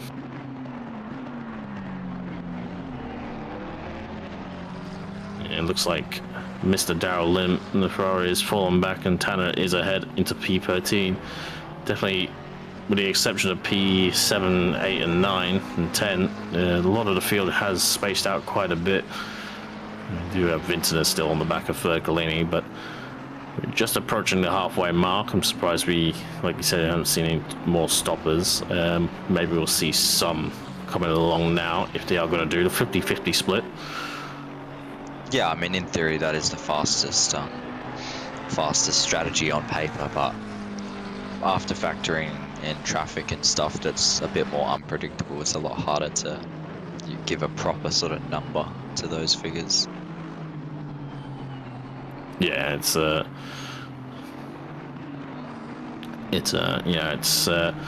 obviously towards the end of the season, there's not too many people still left running. It's been a long season as well, longest for a long time as well. Interested to see what season 22 will bring. Maybe it'll come down to a bit of a shorter format. Let's see here, replay of Darrell Lim. It's going into turn 4 and turn 5. Oh, he gets a little bit wide and goes on the grass, and Sausage's going to send him completely wide. An easy position there for Tanner to get through. Very easy to do if you lose concentration. Just drop that outside wheel on the grass and boom, you're basically just straight off. There's nothing you can do to recover it at that point. I see you've annoyed the posse of Audi drivers, because I said it was an unpopular car. When there's only like 2 of you to like suddenly talk about it, then it's kind of proving my point. And I didn't say it was a bad car. It was a great car. A few years ago, before we kind of had LFM Bop, and even before then as well, it was still kind of naff. Blame the 1%. Yeah, I agree. I'm an Audi fan too. Matein's just jumped into the pits, so he's the first of our midfield to come in. So he's obviously doing the 50-50 or that about strategy. So we'll get to watch him do his incredibly long pit stop. So Who's on the back of Lim? Forward.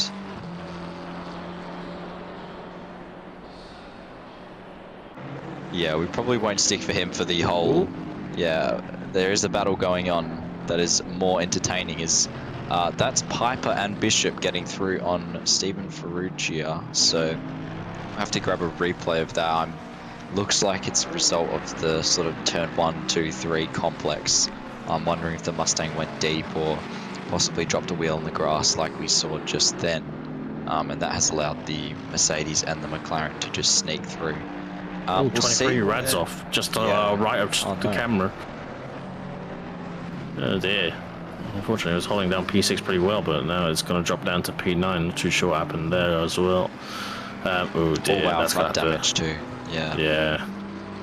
That will have to get fixed, I imagined. Especially if you're going to run the same set of tyres. It's a shame for John Rad. He was doing very well. I wonder if he maybe just lit the rears up on the McLaren quite a bit, because it's not uncommon. As we've got David Barker in the pits now, confirming oh my god, Benjamin Piper getting wider and wider each lap. And Ferrugia as well. Just tapping the wall on the exit. It's very understeery that corner if you get the line wrong and when you're on more tyres. And if Ferrugia here is going to feel the dirty air off the back of the cars ahead, like he's been kind of giving to these guys now. I think there's a few mistakes starting to rag in, and I think it's kind of understandable. As I said, I've only raced here once, but I do remember, like, I can understand the aggression on the first few laps, because unless it is actually quite hard to make a move here, regardless of actually the kind of displacement. So we see here Ferrugia going to turn 1.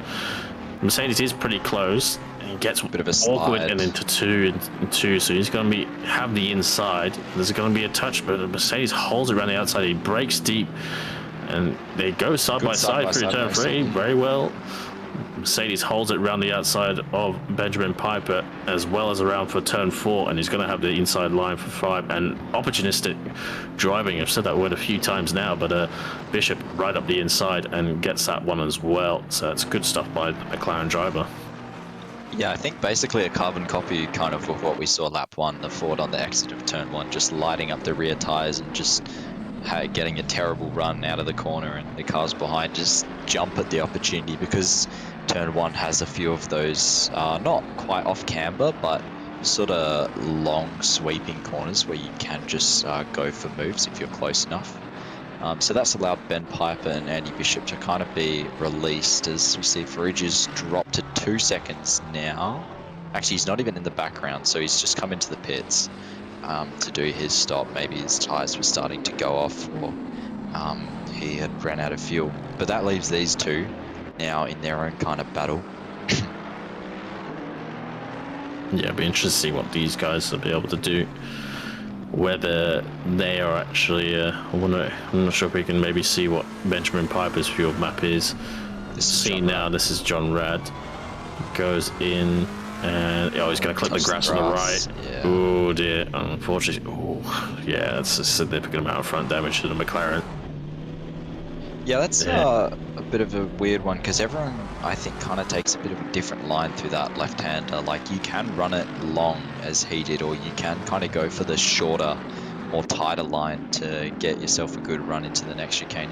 Giacomin is now in the pits as well, so he's doing his stop for halfway. We'll see where he comes out. So Thurcolini's currently 25 seconds behind him, and we can also see Barker's now out as well, behind Name. Only 6 seconds behind Name though, so if Barkas has changed his tyres, I'm not sure if he did, he surely would be able to get past Name fairly quickly if he's on fresh rubber at this point. I'm trying to think of whether Ferrugia actually changed his tyres. I'm not sure if he was stopped long enough, but it may have been. Look at Giacomin gets going. I don't think he changed his tyres. He wasn't stopped for that long, was he? I'm not quite sure if that was 30 seconds that he was stopped for. I like to think that, but we did watch that whole replay in between, and who knows how long that. It was at least 10 seconds, so he was stopped before we did the replay and get going. He was kind of only just kind of starting to move, but who knows? We'll find out later on. Really nice. It would be really nice if we could have a way to see all these things. It would be nice. Kudos, yes. Don't encourage me to egg on this game any more than I already do. And, not that I don't think, I'm not sure if Le Mans even Ultimate has that feature as well, where you can just at least see the time stopped in the box, because we could at least figure stuff out from that. But either way, I'm sure there's probably some apps out there you can figure stuff out.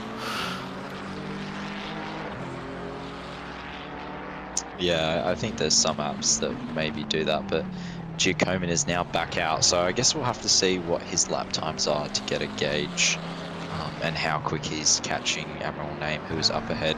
He has dropped that gap by a 10th. It is obviously very early to try and actually get a number on that sort of thing.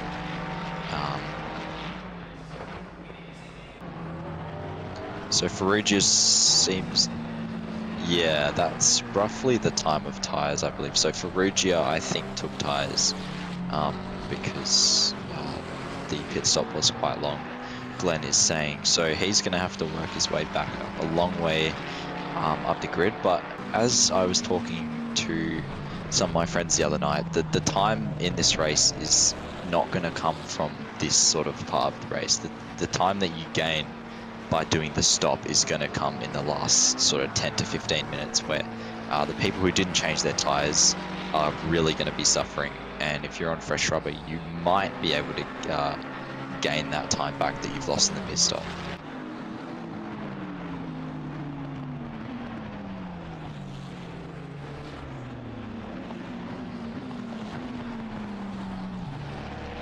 Yeah, I think it makes sense. If you're not going to do the whole thing on fuel, then you might as well change tyres. There's a car up to our right as well. That's either Izul or Mateen. Mateen or Izul? We've got the same. Oh, that's the 200 is Izul. Yeah, that's Izul. Having a little bit of a spin off first 2 corners. Very easy to do, as we've seen. Obviously, dropping the wheel in the grass is a pretty sure way to turn your car around. As Giacomin has just got past Name.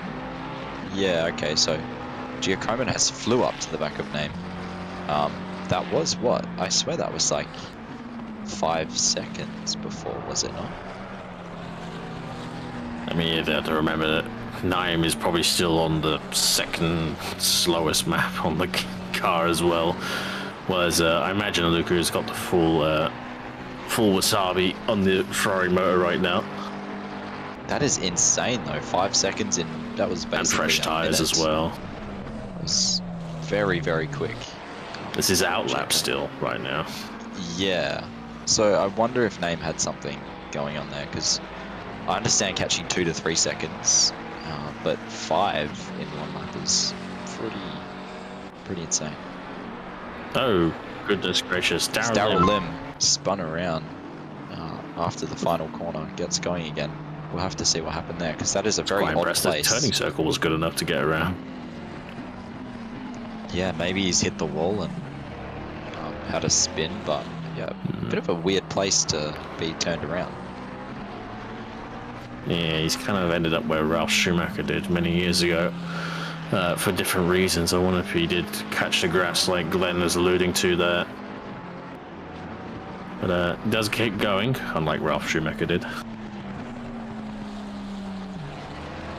I don't know the lore, I'm not old enough for this Because they say, do some of these people even know who Ralf Schumacher is?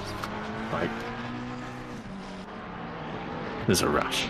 Oh my god. I'm not even someone who really watched it. I know you don't. That's okay. Yeah, it's I only know him because of his accident at turn 1 at Melbourne, wasn't it? He had like the flip. Oh yes. Hit the back of someone and did the Mark Webber style flip over. Let's see here now, Darryl Lim, and looks all normal. And he comes across a bit of a shallow mid-entry, and it's understeer onto the grass, and just kind of underestimates. He should have got out earlier. He thought the front was going to have enough and the aero was going to kick in, but unfortunately not. And it's, yeah, didn't look too bad in terms of damage. It was kind of just a bit of a glancing blow and kind of put him around for a spin. I think he'll get away with damage. His line didn't look too bad, so clearly the tyres starting to not be too happy for the cars that haven't changed it. But I would be interested to see what happened with Giacomin and Name as well, because Giacomin's put on 3.5 seconds in, again, 2 minutes, so Name must be really cruising slowly if he's dropping this much time. Well, his tyres are nearly an hour old, and he's on the flow field map, and Giacomin's got, granted, yeah, it's a lot around here when it comes to, it's a very, it's kind of it's sort of a power track and it's sort of not as well. But it's very much obviously feels tires. I'm kind of say that every track's that, to be honest, as well. The difference between the cars right now and the state of their tires and between those two is significant, to say the least. Yeah, I wonder what the gap is between Thurcolini and Giacomin, because those two are obviously the guys that are most likely to go for the win here. I can see we've got 2.9, that's 11, 17 is 28, plus 1, yeah, so Glenn's telling us roughly 50 seconds, so 50 seconds in 32 minutes is, yeah, so more than a second a lap he has, a second a minute he has to do to bridge that gap, but it was 2.5 seconds a lap on Aaron Name, but also I'm not sure if Name is going faster or slower than Damiano, so it's going to be really interesting in the end, that's for sure.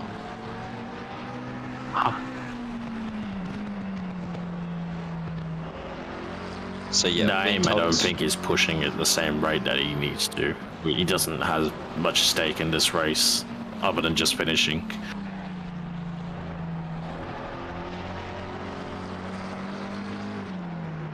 Yeah, so it's going to be roughly 2 seconds faster per lap for Giacomo, which would technically put him on track to actually win.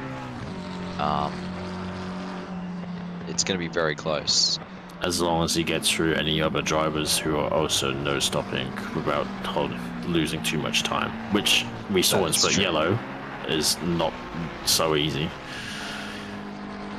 And yeah, like Fercolini pretty much right now, he is pretty much going up to turn 5. Well, he is turn 5, going to turn 6, pretty much towards the end of the first sector beam. And Giacomo is probably about 5 seconds away from the start-finish sector beam as well. So it's a lot of time to make up. And as I said, he's got 7 cars. Obviously, I think some of those will still be stopping, maybe. But and he's red hot now, but his pace will peter off. He won't be doing 35s to the rest of it to the end of the race. Not to pour beer on his fire, but it's you know, it's a lot of work for Luca to make this win. If the track goes optimum, which it may well, that might provide him a little bit more. But that'll also provide Fercolini and all them a little bit more as well. Yeah. Granted, their tyres aren't great, but it will. Exactly. I think Luca would be the one to gain more from that than what the Porsche would. But anyway, like you said, it's really hard to say right now. So we'll see if he can get through the traffic, which is John Rad right in front of him with that front end damage still. Has Rad pitted yet? I don't think I've seen him in the box. No, I don't think he has, which is quite surprising. So maybe he's not being too affected by that front damage, surprisingly. Yeah, or maybe he just thinks it's gonna not be worth fixing it, and just to hold track position. As I will definitely suspect Giacomo is just gonna try. Oh, that's maybe not where I'd be going for the move, but he sends it anyway. I was gonna say he's probably gonna get it done on the straight, but he goes for the move very aggressively early on to just get that traffic out the way. Even with these fresh tyres, I think some of these moves are going to be proving a little bit difficult at times as well. That one was, thankfully, Rad saw him coming as well, because it was a little bit half-assed up the inside. But he did get it done, and he does need to be quite decisive here. He's not the easiest track to get a move done, even with an advantage, whether it's displacement or tyre grip. They don't come too free around here. But he's got Ben Oliver, I believe, just up the road. I'm not too sure. Is that Ben Oliver? That is car 99. Yes, it is. Yeah. In the Aston Martin, who has not pitted either.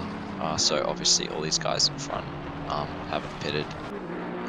Jack Miller doing well still as well in 3rd place as a Pro-Am in front of the Silvers. Yeah, Jack has shown him. He's always shown very good speed. I think he is due for a promotion. I think maybe there's other aspects of. I'm not too sure. Like this is maybe what I've heard as well. Maybe he needed to refine a little bit other aspects of his driving as well, because it's, you know, the classifications are not always going to be about speed as well. You know, it does come down to a multitude of factors. But I think he has shown good improvement and all-round, good driving on all those other factors. So I will be very surprised to not see him in silver next season. Yeah, sure, definitely. 100% agree with you on that.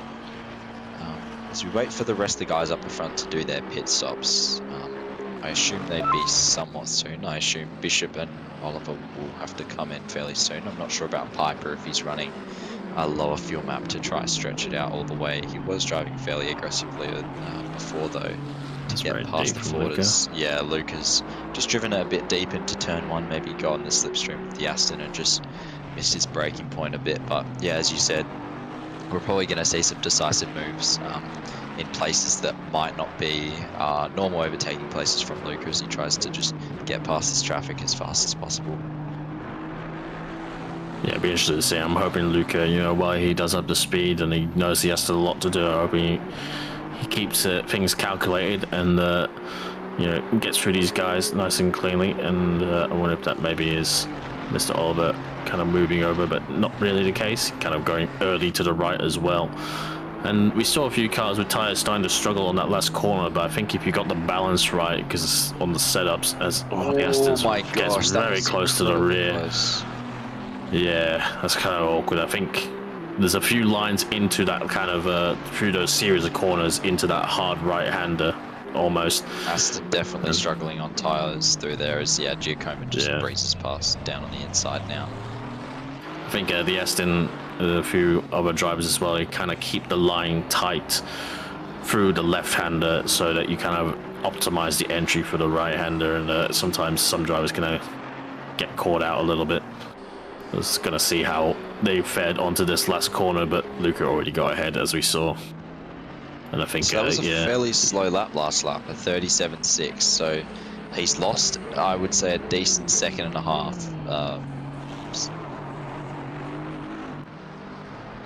So he didn't gain much on Damiano that lap, so the gap is still out at 43 seconds. So it's a big slowly, ask. if he can't get past these cars in front of him, and if they don't pit soon, he's definitely going to have troubles closing that gap. I think he might still be able to just close it at this point, but yeah, he's going to need to get through all this traffic incredibly quick. Yeah, and we saw a few things, like he obviously went wide at turn 1 as well, which was an unforced error as well. It would cost him a little bit of time. Yeah, just little mistakes, they add up. You get to the end of the race and you're like, damn, if I just had one more lap, or didn't make one mistake or the other, I could have got past this guy. So yeah, that is probably one of the worst feelings, knowing that you could have had the position or won the race or got on the podium or whatever, but just by a few mistakes throughout the race or whatever, you weren't able to get it. I'm hoping, we obviously imagine that Damiano is doing the fuel save strategy, but I'm hoping he's doing everything he can to ensure that's the case, because it's not necessarily the case of you just put it in map 2 and then just drive. I imagine you kind of you still got to ensure you're going to get to the end, but I think if this was a normal length pit lane, this would have been quite interesting, because 43 seconds, I think it's a lot for Luca to make up, and I think that's considering that Furcalini was only 10 or 15 seconds behind him when he did box, and it's quite surprising to have that much delta between the two on these different strategies.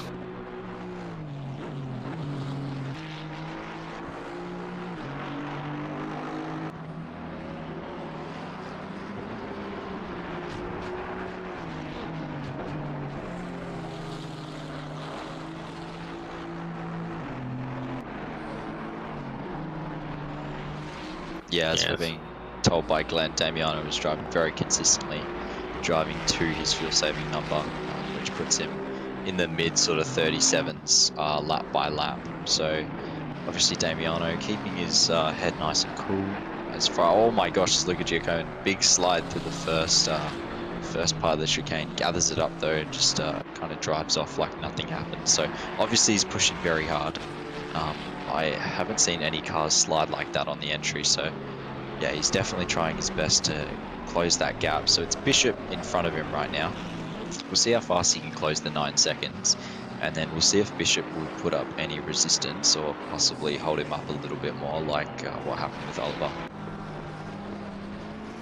Yeah, these two have been kind of stuck together for a bit ever since they cleared the Mustang of Ferrugia, and going along just nicely so far, but I imagine that will change once the Ferrari of Giacomo arrives on station. I imagine maybe 4 or 5 laps based on this rate, and trust that everyone in front of Giacomo that is going to fuel save, will he get on the podium at this rate? I think he can get on the podium. I think he can get 3rd. 2nd will be a little bit more of an ask, but Breno is saying in the YouTube chat that the BMW can't go all the way. Now, I know Breno's good at maths. Watch the BMW go all the way now. Yeah, I feel watch it. Glenn is saying who says? He can't, but show me the rule. Yeah, exactly. Show it where it says that. So.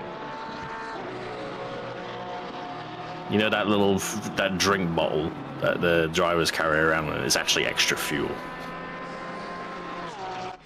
Yeah, they've snuck some extra fuel on. Yeah, so Vintner not losing too much time, as Damiano does a 37 flat, so that's his best lap he's just finished there. Imagine how different Damiano's race would have actually turned out if because there was many times Vintner looked like he was going to get him at times. Like, Yeah. would he have been able to do his pace and his delta that he has done if he did lose that position? Because I imagine it's a fat no. Yeah, good question. Vintner just kind of holding Piper's on the boxed. back. As Piper, has now boxed. So that good news for Giacomin. That's one less car he has to deal with. And that Merc, I think, could have gone all the way if he wasn't driving too aggressively. But yeah, I wonder if it might be tyres, so we're probably getting a bit maybe marginal. tyre-related. We saw the amount of times he was understeering through that last corner. And Tanner's in as well, just behind him. So those two coming in to do the splash and dash, I guess it is. I'm not exactly sure how That's much. definitely for the Mercedes. He was stopped for probably about 10 seconds. Yeah, so tyres or no tyres? No tyres. No tyres, yeah. Yeah. I think even if it wasn't tyre related, it just gets him out of the potential of having to fight Giacomin. Yeah, I guess if he wants to run his own race. And Bishop too. He might Bishop get was up in close clean behind air him too. right now if he gets ahead of. He still actually hasn't hit the. There it is. Just So hit it now. he might Should just get come out. ahead of Fercolini. Yeah, he should come out ahead of Thurcolini. This pit exit is one of the pit exits of all time. Just drives you straight out onto the middle of the track in front of everyone else. Tanner might come out a little bit more in a position of issue. But Thurcolini is still maintaining his lead, still doing 37.3 that lap, so a tiny bit slower than his fastest. But that pace this late on, I mean, it's still very good driving from him.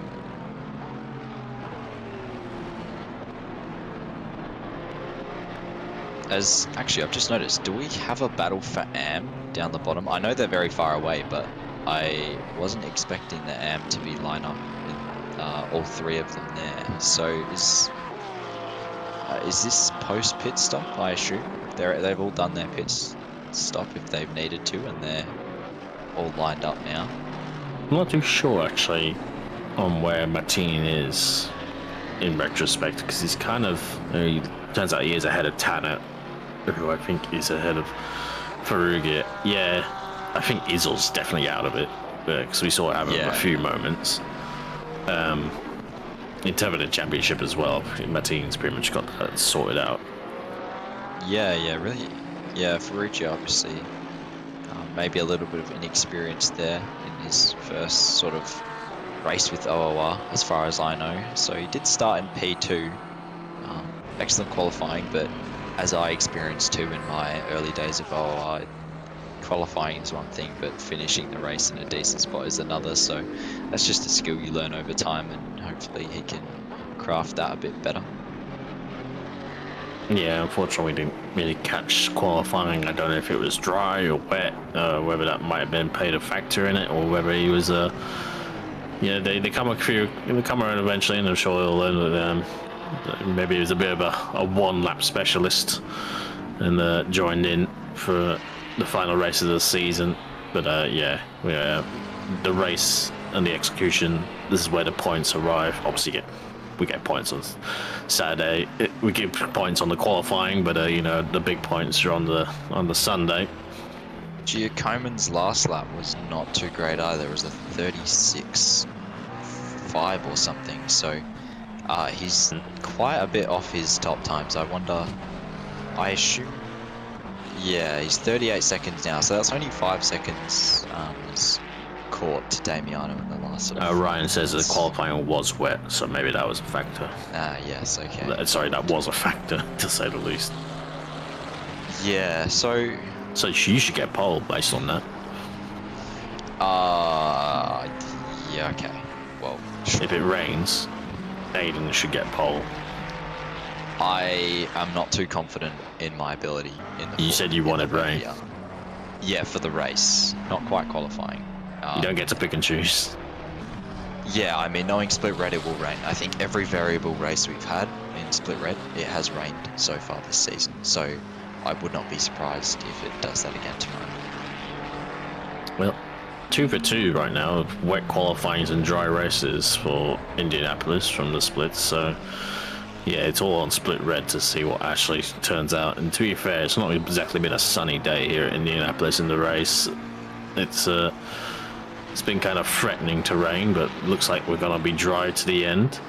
But yeah, Giacomo's pace kind of petered out. I think that initial bite from the tyres that you get from a fresh set, they obviously only lasts for you can only really do those top times only a for a little bit. now though. It's just his past lap was only a 10th off his top time, so the track has also gone to optimal now, as George Sakanias points out in the YouTube chat. So that will help Giacomo a bit more as Oliver is into the pits now. I suspect he will go down quite a long way from where he was leaving his pit that late. But we'll have to see where he comes out. I think he was behind Piper before he went in. So yeah, we'll see where he comes out, as Barker is also now closing on Name. I would assume that Barker would close that gap pretty quick if he's got fresh tyres. So we'll see if Name can hold him off. I don't think he'll be able to if he's on old rubber though. Yeah, and I think looks like the McLaren will be decent enough as well to go through the last corner. Yeah, not kind of understeering off. I think while the tyres are worn out, as long as you can keep a somewhat, you know, a middle balance between understeer and oversteer in the car. So Giacomo likes a wider line, but it looks like Bishop isn't gonna fall privy to it. But yeah, as long as you can kind of not let the fronts get away in this last corner, you're pretty set to get a good run down the straights, even if your tyres are worn out. It's kind of yeah, I don't really like this last corner because it's kind of, the straight isn't long enough to really make a big difference. As we saw Wittner there's a box right now, and I'm not sure Luke is going to be able to get something done from there. Yeah, he had a look to distract, but Bishop didn't falter to it. No, Bishop's a pretty steadfast driver from my experience. I've raced him a few times in the past. As Luca Giacomo just sends it down the inside. Okay, that was from very far back. Obviously, I've just been proven completely wrong, as Giacomo just completely sends it up the inside. So he's passed Bishop as well, although I think he might have lost a little bit of time just being stuck behind him over the last sort of half a lap. So he's got 18 seconds to Miller now. Not sure on the total gap to Thurcolini because the timing board it's 35, says Glenn. So that is a lot of time to gain in 13 minutes. Honestly, I don't think he can do it. He might be able to get Miller, but I don't think he'll be able to get Thurcolini. How many races is Thurcolini going to win now? I think Was this he won is Kyalami? second. I think Kyalami was his maiden victory, as far as I know. I thought he won another one. And he won Donington as well, apparently. Oh, okay. Yeah, okay. So this will be his third win. Go on, Damiano. I mean, yeah, I hate to be that guy, but the Porsche does seem pretty suited to this track and race sort of format. Obviously, being a car very good on tires and fuel, it's kind of perfect, especially like we said, with a pit lane that lasts about the same time as as something really long. I can't think of something really long. The time it takes to get to another planet, I don't know, something like that. So yeah, the Porsche is very suited to this track. So obviously we're seeing them use their car fully to its biggest extent. I'm not sure if Lucas actually just... I don't know if he's going to catch Jack Miller as well. 12 minutes and Jack Miller is already... He's at the other end. He's just finished that short straight that Luke is about to come onto. And granted, it's all going to be blue flagged, but he's got a lot of cars to negotiate. Yeah, as long as they move out his way, he might still have a chance. But I think he's made a mistake on this lap because the time delta hasn't gone down much. We'll have to see what it is coming over the line, but if a few mistakes creep in, yeah, then definitely he's gonna struggle to catch Miller by the end. I don't think he had the best run through first sector as well. but he's going through, and even if these cars are blue flagged, he's still gonna lose a little time here and there. And it should get at least the first one off down the straight, I imagine.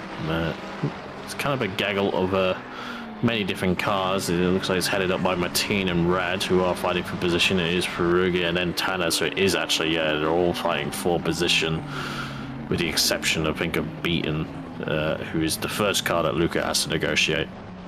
Yeah, so we'll see if they let Luca pass straight away, because obviously blue flag rules do exist, but if you're in the middle of a battle, then, you know, there's obviously things on the line for you too, in terms of race position. So we'll see if they play nice with Luca, or if they decide, you know what, yeah, I'm trying to do my own battle and get in front of this guy, and I'm gonna do whatever I need to do that. I don't wish to wish any ill will, but, you know, when the stewards come in to chat and kind of frankly brag about how they've had no calls, then I think it's on them. And, yeah, whatever happens from here on there, if any misfortune happens, it's on them. So I think that was that Beaton letting Giacomin pass just then. So Beaton's been a good boy and let Luca pass straight away.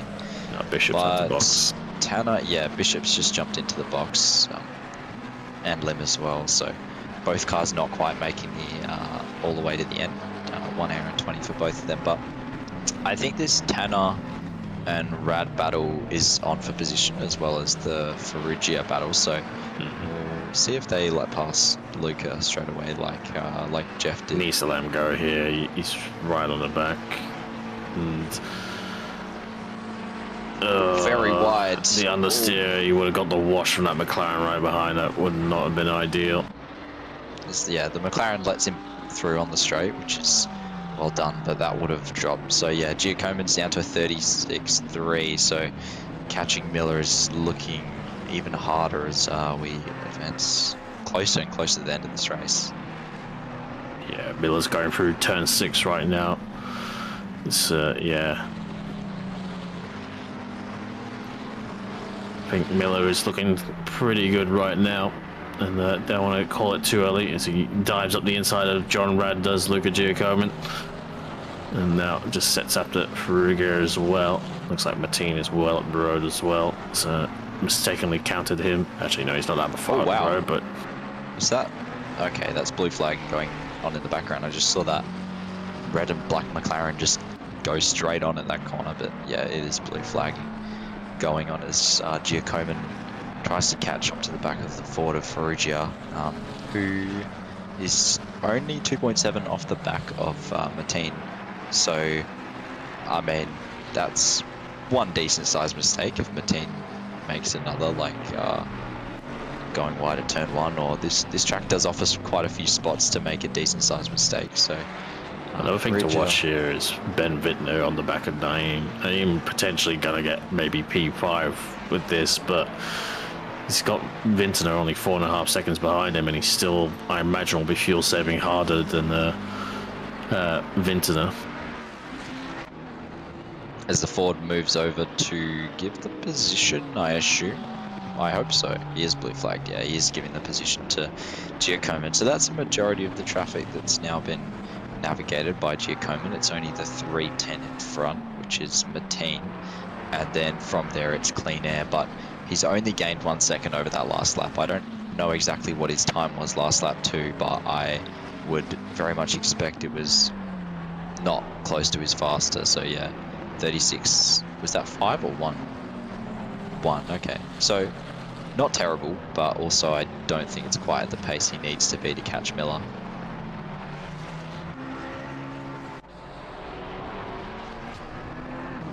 Yeah, Naeem does have Barker just ahead of him as well right now. Hard to tell if whether these guys are really kind of ebbing and flowing between these two. I have watched the delta between Vintner and Naeem. It has actually stayed at 4.5 seconds the last lap or 2. So I'm not sure if he's actually making much headway to claiming that position. I wonder if maybe we saw Naeem was running map 5 earlier on, but whether now he knows he's got enough fuel to get to the end. Maybe he's turned it up a little bit, found a bit more pace. Still has done his best lap, still in map 5 right now, but probably is finding it a bit more time in the McLaren with the fuel burn off, despite nearly 90-minute-year-old tyres. I just saw 313 was slow just before the final corner. So that is Giacomin.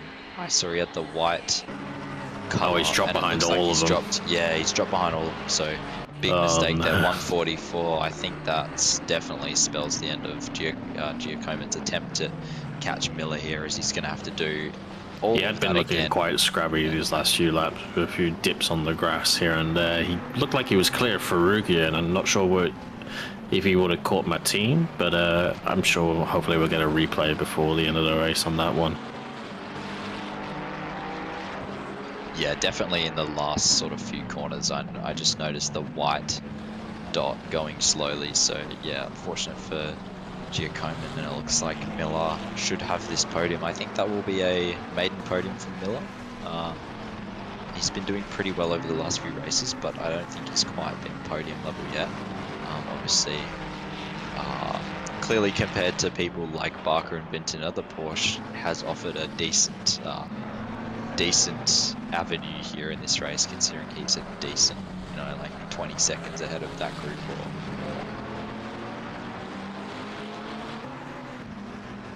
I think this, if the position stands so far as well, Ferkelini will overtake Vintner for P3 in the championship with his third win, which is a very commendable effort as well.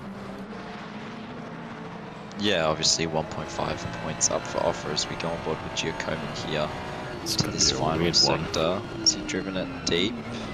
A little bit deep. Oh, he's going to spin up on this. And spun it on the grass, and then does a nice little donut to move himself out the way and get back on the track. But yeah, unlucky. The grass here seems to have claimed a few victims tonight, so that's definitely something I'll keep in mind. Stay off the Indianapolis grass.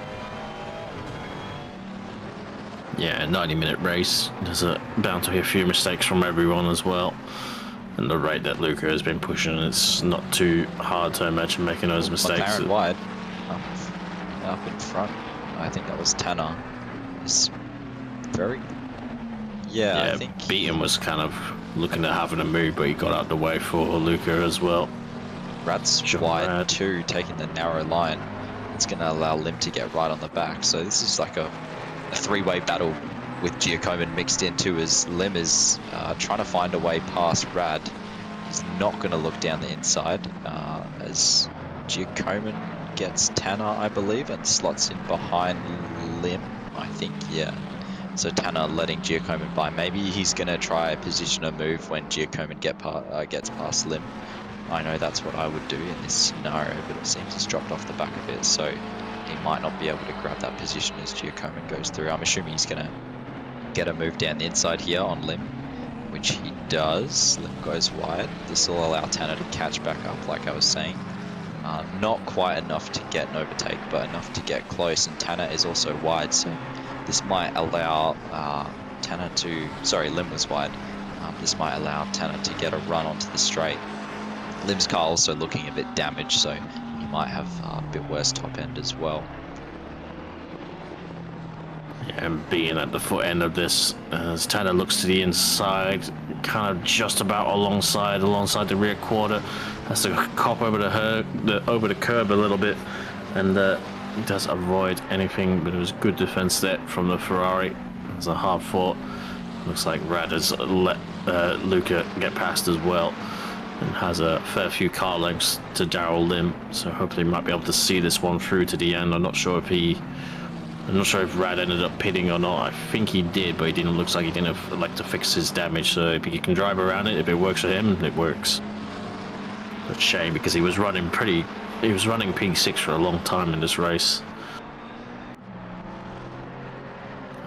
Yeah, Naim, Barker and Vinton are all kind of hovering around the same gaps to each other, so no change on that front right now. Yeah, Piper, it's crazy because of the length of the pit lane, how much just stopping costs you so much time here. It's quite crazy, frankly. And it sucks if your car literally cannot do it as well. Yeah, that's definitely a point that I've brought up with my friends. specifically the ones that drive the Porsche. Cough, cough, Breno Ellis. But anyway, Lim is going to try, see if we can have a move done on John Rad here, as Rad's car is fairly damaged, so I'd assume he'd be a little bit slower on the straight. So is Lim's, but I don't think he's got quite as much damage. As he's going to get a nice toe going into turn 1. Rad moves a little bit late as they run down side by side. Lim is going to have that inside, and well, I don't know if there was contact there, but it was very, very close. There was definitely contact there. So he's giving him the V8 supercars move along. Yeah, as he goes for the switchback. Don't send it there. Yeah, okay, keeps it a little bit sensible. Rad is wide, although Lim just can't get the drive out of the corner. So I think this battle is going to continue on. For the last, did anyone notice the time as we crossed the line? Is this the last lap or not? I don't think no, there'll be one more, because 844 is just going through the last couple of corners, so he'll definitely get along the line. Yeah, so there'll be one more lap after this, so this group will keep going at it, I think, as Lim now looks again and pulls back in. I think his best chance will be on that main straight, like how we got alongside last time. As we get the leader on final message, lap message now. Yeah, Lim's just trying some as the McLaren cuts the entire corner there. That's definitely a warning. He was I saw Naeem do that a lot as well. I think you can actually cut it out massively and seem to get away with everything. You can cut it, but from my experience, it is the outside of your left tire. So if your left tire goes beyond that curb, then that's when you'll get a pen. As Lim has kind of messed up this final sector, which is going to put him not close enough to Rad for a move into turn 1, I don't think, unless he gets a massive slingshot. He will pull the distance in, but I don't know if it'll be enough to go for a move by the time they get to the end of the straight. As he's going to have to sit behind for turn 1. Oh no, Rad's wide.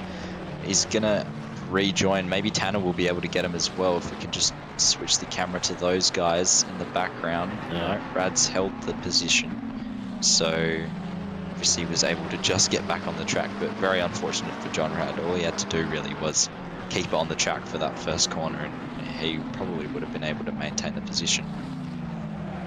That's very wide for being. Goodbye, Beaton. See you later. Send us a postcard. Doing the initial D line through there, although I don't think Beaton is in this battle, is he? No, he's kind of just been on the tail end of it. He's a couple laps down. Yeah, okay, I thought so. So he's just been spectating this battle that's happening in front of him. As John Tanner. Percolini has crossed the line. Congratulations. We haven't actually checked in with him since the first half an hour. But it is going to be Mr. Damiano Percolini takes his third win of the season in the Porsche to round off season 21. As we continue the fight between Tanner and Rad, is going to be the last series of corners. Rad defends the inside, Tanner goes to the outside. Will he make the apex? They both do quite comfortably. Tanner's doing everything to affect the racing line of Rad as well. But it's going to be status quo. The understeer from that damage has really been hurting Rad, as Luca Giacomin, as he run out of fuel, he's already stopped and slowing. I'm not too sure what's happened to Luca Giacomin, but it is going to be Rad ahead of Tanner, and he is coasting along, and no one's actually going to give him a shove, maybe. I think he might coast there. Ooh, dear, there's don't like cars stopping there. Some calamity happening at the end of the straight. So Giacomin just making it across in the end, but I don't know exactly what position. Oh no, he was a lap above. He lost to Barker. He lost the podium to Barker by 3 tenths. Oh no, we'll have to get the replay of that, because that is tragic. From it'll cross over by the time we get it. Oh well, that's unfortunate for Giacomin. Congratulations to Percolini and to Jack Miller. And Miller, definitely. That's okay. Yeah, can't get the replay. Unlucky, but yeah, so it's gonna be Barker's gonna get our P3 to make the podium. He will be the top driver who actually did make the pit stop. But it's gonna be the 2 Porsches, Porsche OP, ban them. Give them a 20-litre fuel tank to make up for things for next season. But they are gonna master the no-stop strategy, and both gonna be P1 and P2 for Damiano Percolini. Barker making out P3 or overall. Silver's going to be headed up by Ben Piper and Bishop and Atkins as well. I'm not sure we really saw much of Atkins after the first few minutes. It'll be Miller as well, as we mentioned. Daryl Lim and Rad, as we were spectating there at the end for Pro-Am, and Am is going to be headed up, I imagine, by Mateen, Faruga and Izel as well. Thank you to everyone who still showed up for this last race of the season here for Split Green. It is wet now after the race as well, of course, how things go. But I'll leave the closing thoughts with you, Aiden. Yeah, I mean, good race from everyone. Obviously, Porsche's running no stop and that sort of thing. Also, Ben Curtis did mention there was not many calls in the chat, so fairly clean race as well. I think the one penalty was beaten, as far as I know. So, cleanly driven by everyone for the last race of the season. And yeah, thanks to Simrigs for sponsoring this series. And Split Red will be on tomorrow night, as well as the GT4s. I can't exactly remember what track the GT4s are at, but obviously Split Red will be back here at Indianapolis. Zandvoort, I think. So It's Zandvoort Zandvoort tomorrow for the GT4s. So make sure you come and watch that. But yeah, from me and Cam in the box and Glenn doing the stream, thanks everyone for watching and have a good night. Yeah, I'll just jump in for 1 sec before we go. Thanks to all the commentators for a great season. It was a longer season. We had a number of requests for that, so we did it. We will be running a shorter season in season 22, and we've got the Enduro coming up on the 12th of July for Zolder, so get your entries in for that one. And the new season will start in a few weeks. The details will be out within the next week. That's all. A good night. Thanks, Glenn. Thank you.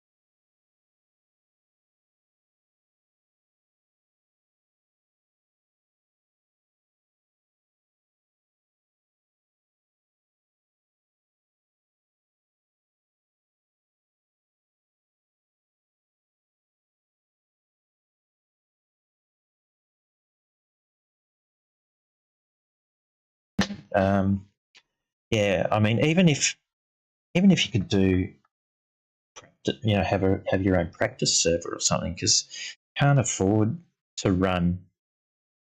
We're going to have to. Yeah, that's right. We can't afford to run of that. That's way too much cost. Yeah, I know. That's all that, and yeah.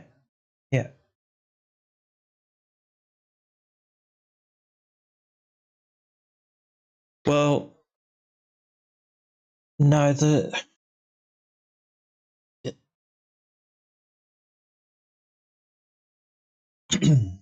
yeah, we don't know. LMU is going to be strong, and I don't know what AC are going to do with Evo as far as hosting. I don't know whether they're going to insist on running their own servers or what they're going to do. But essentially the days of us running our own server and being able to do what we want pretty much going by the by, and we're going to have to schedule practice sessions and things like that because we can't afford to run 24/7 servers.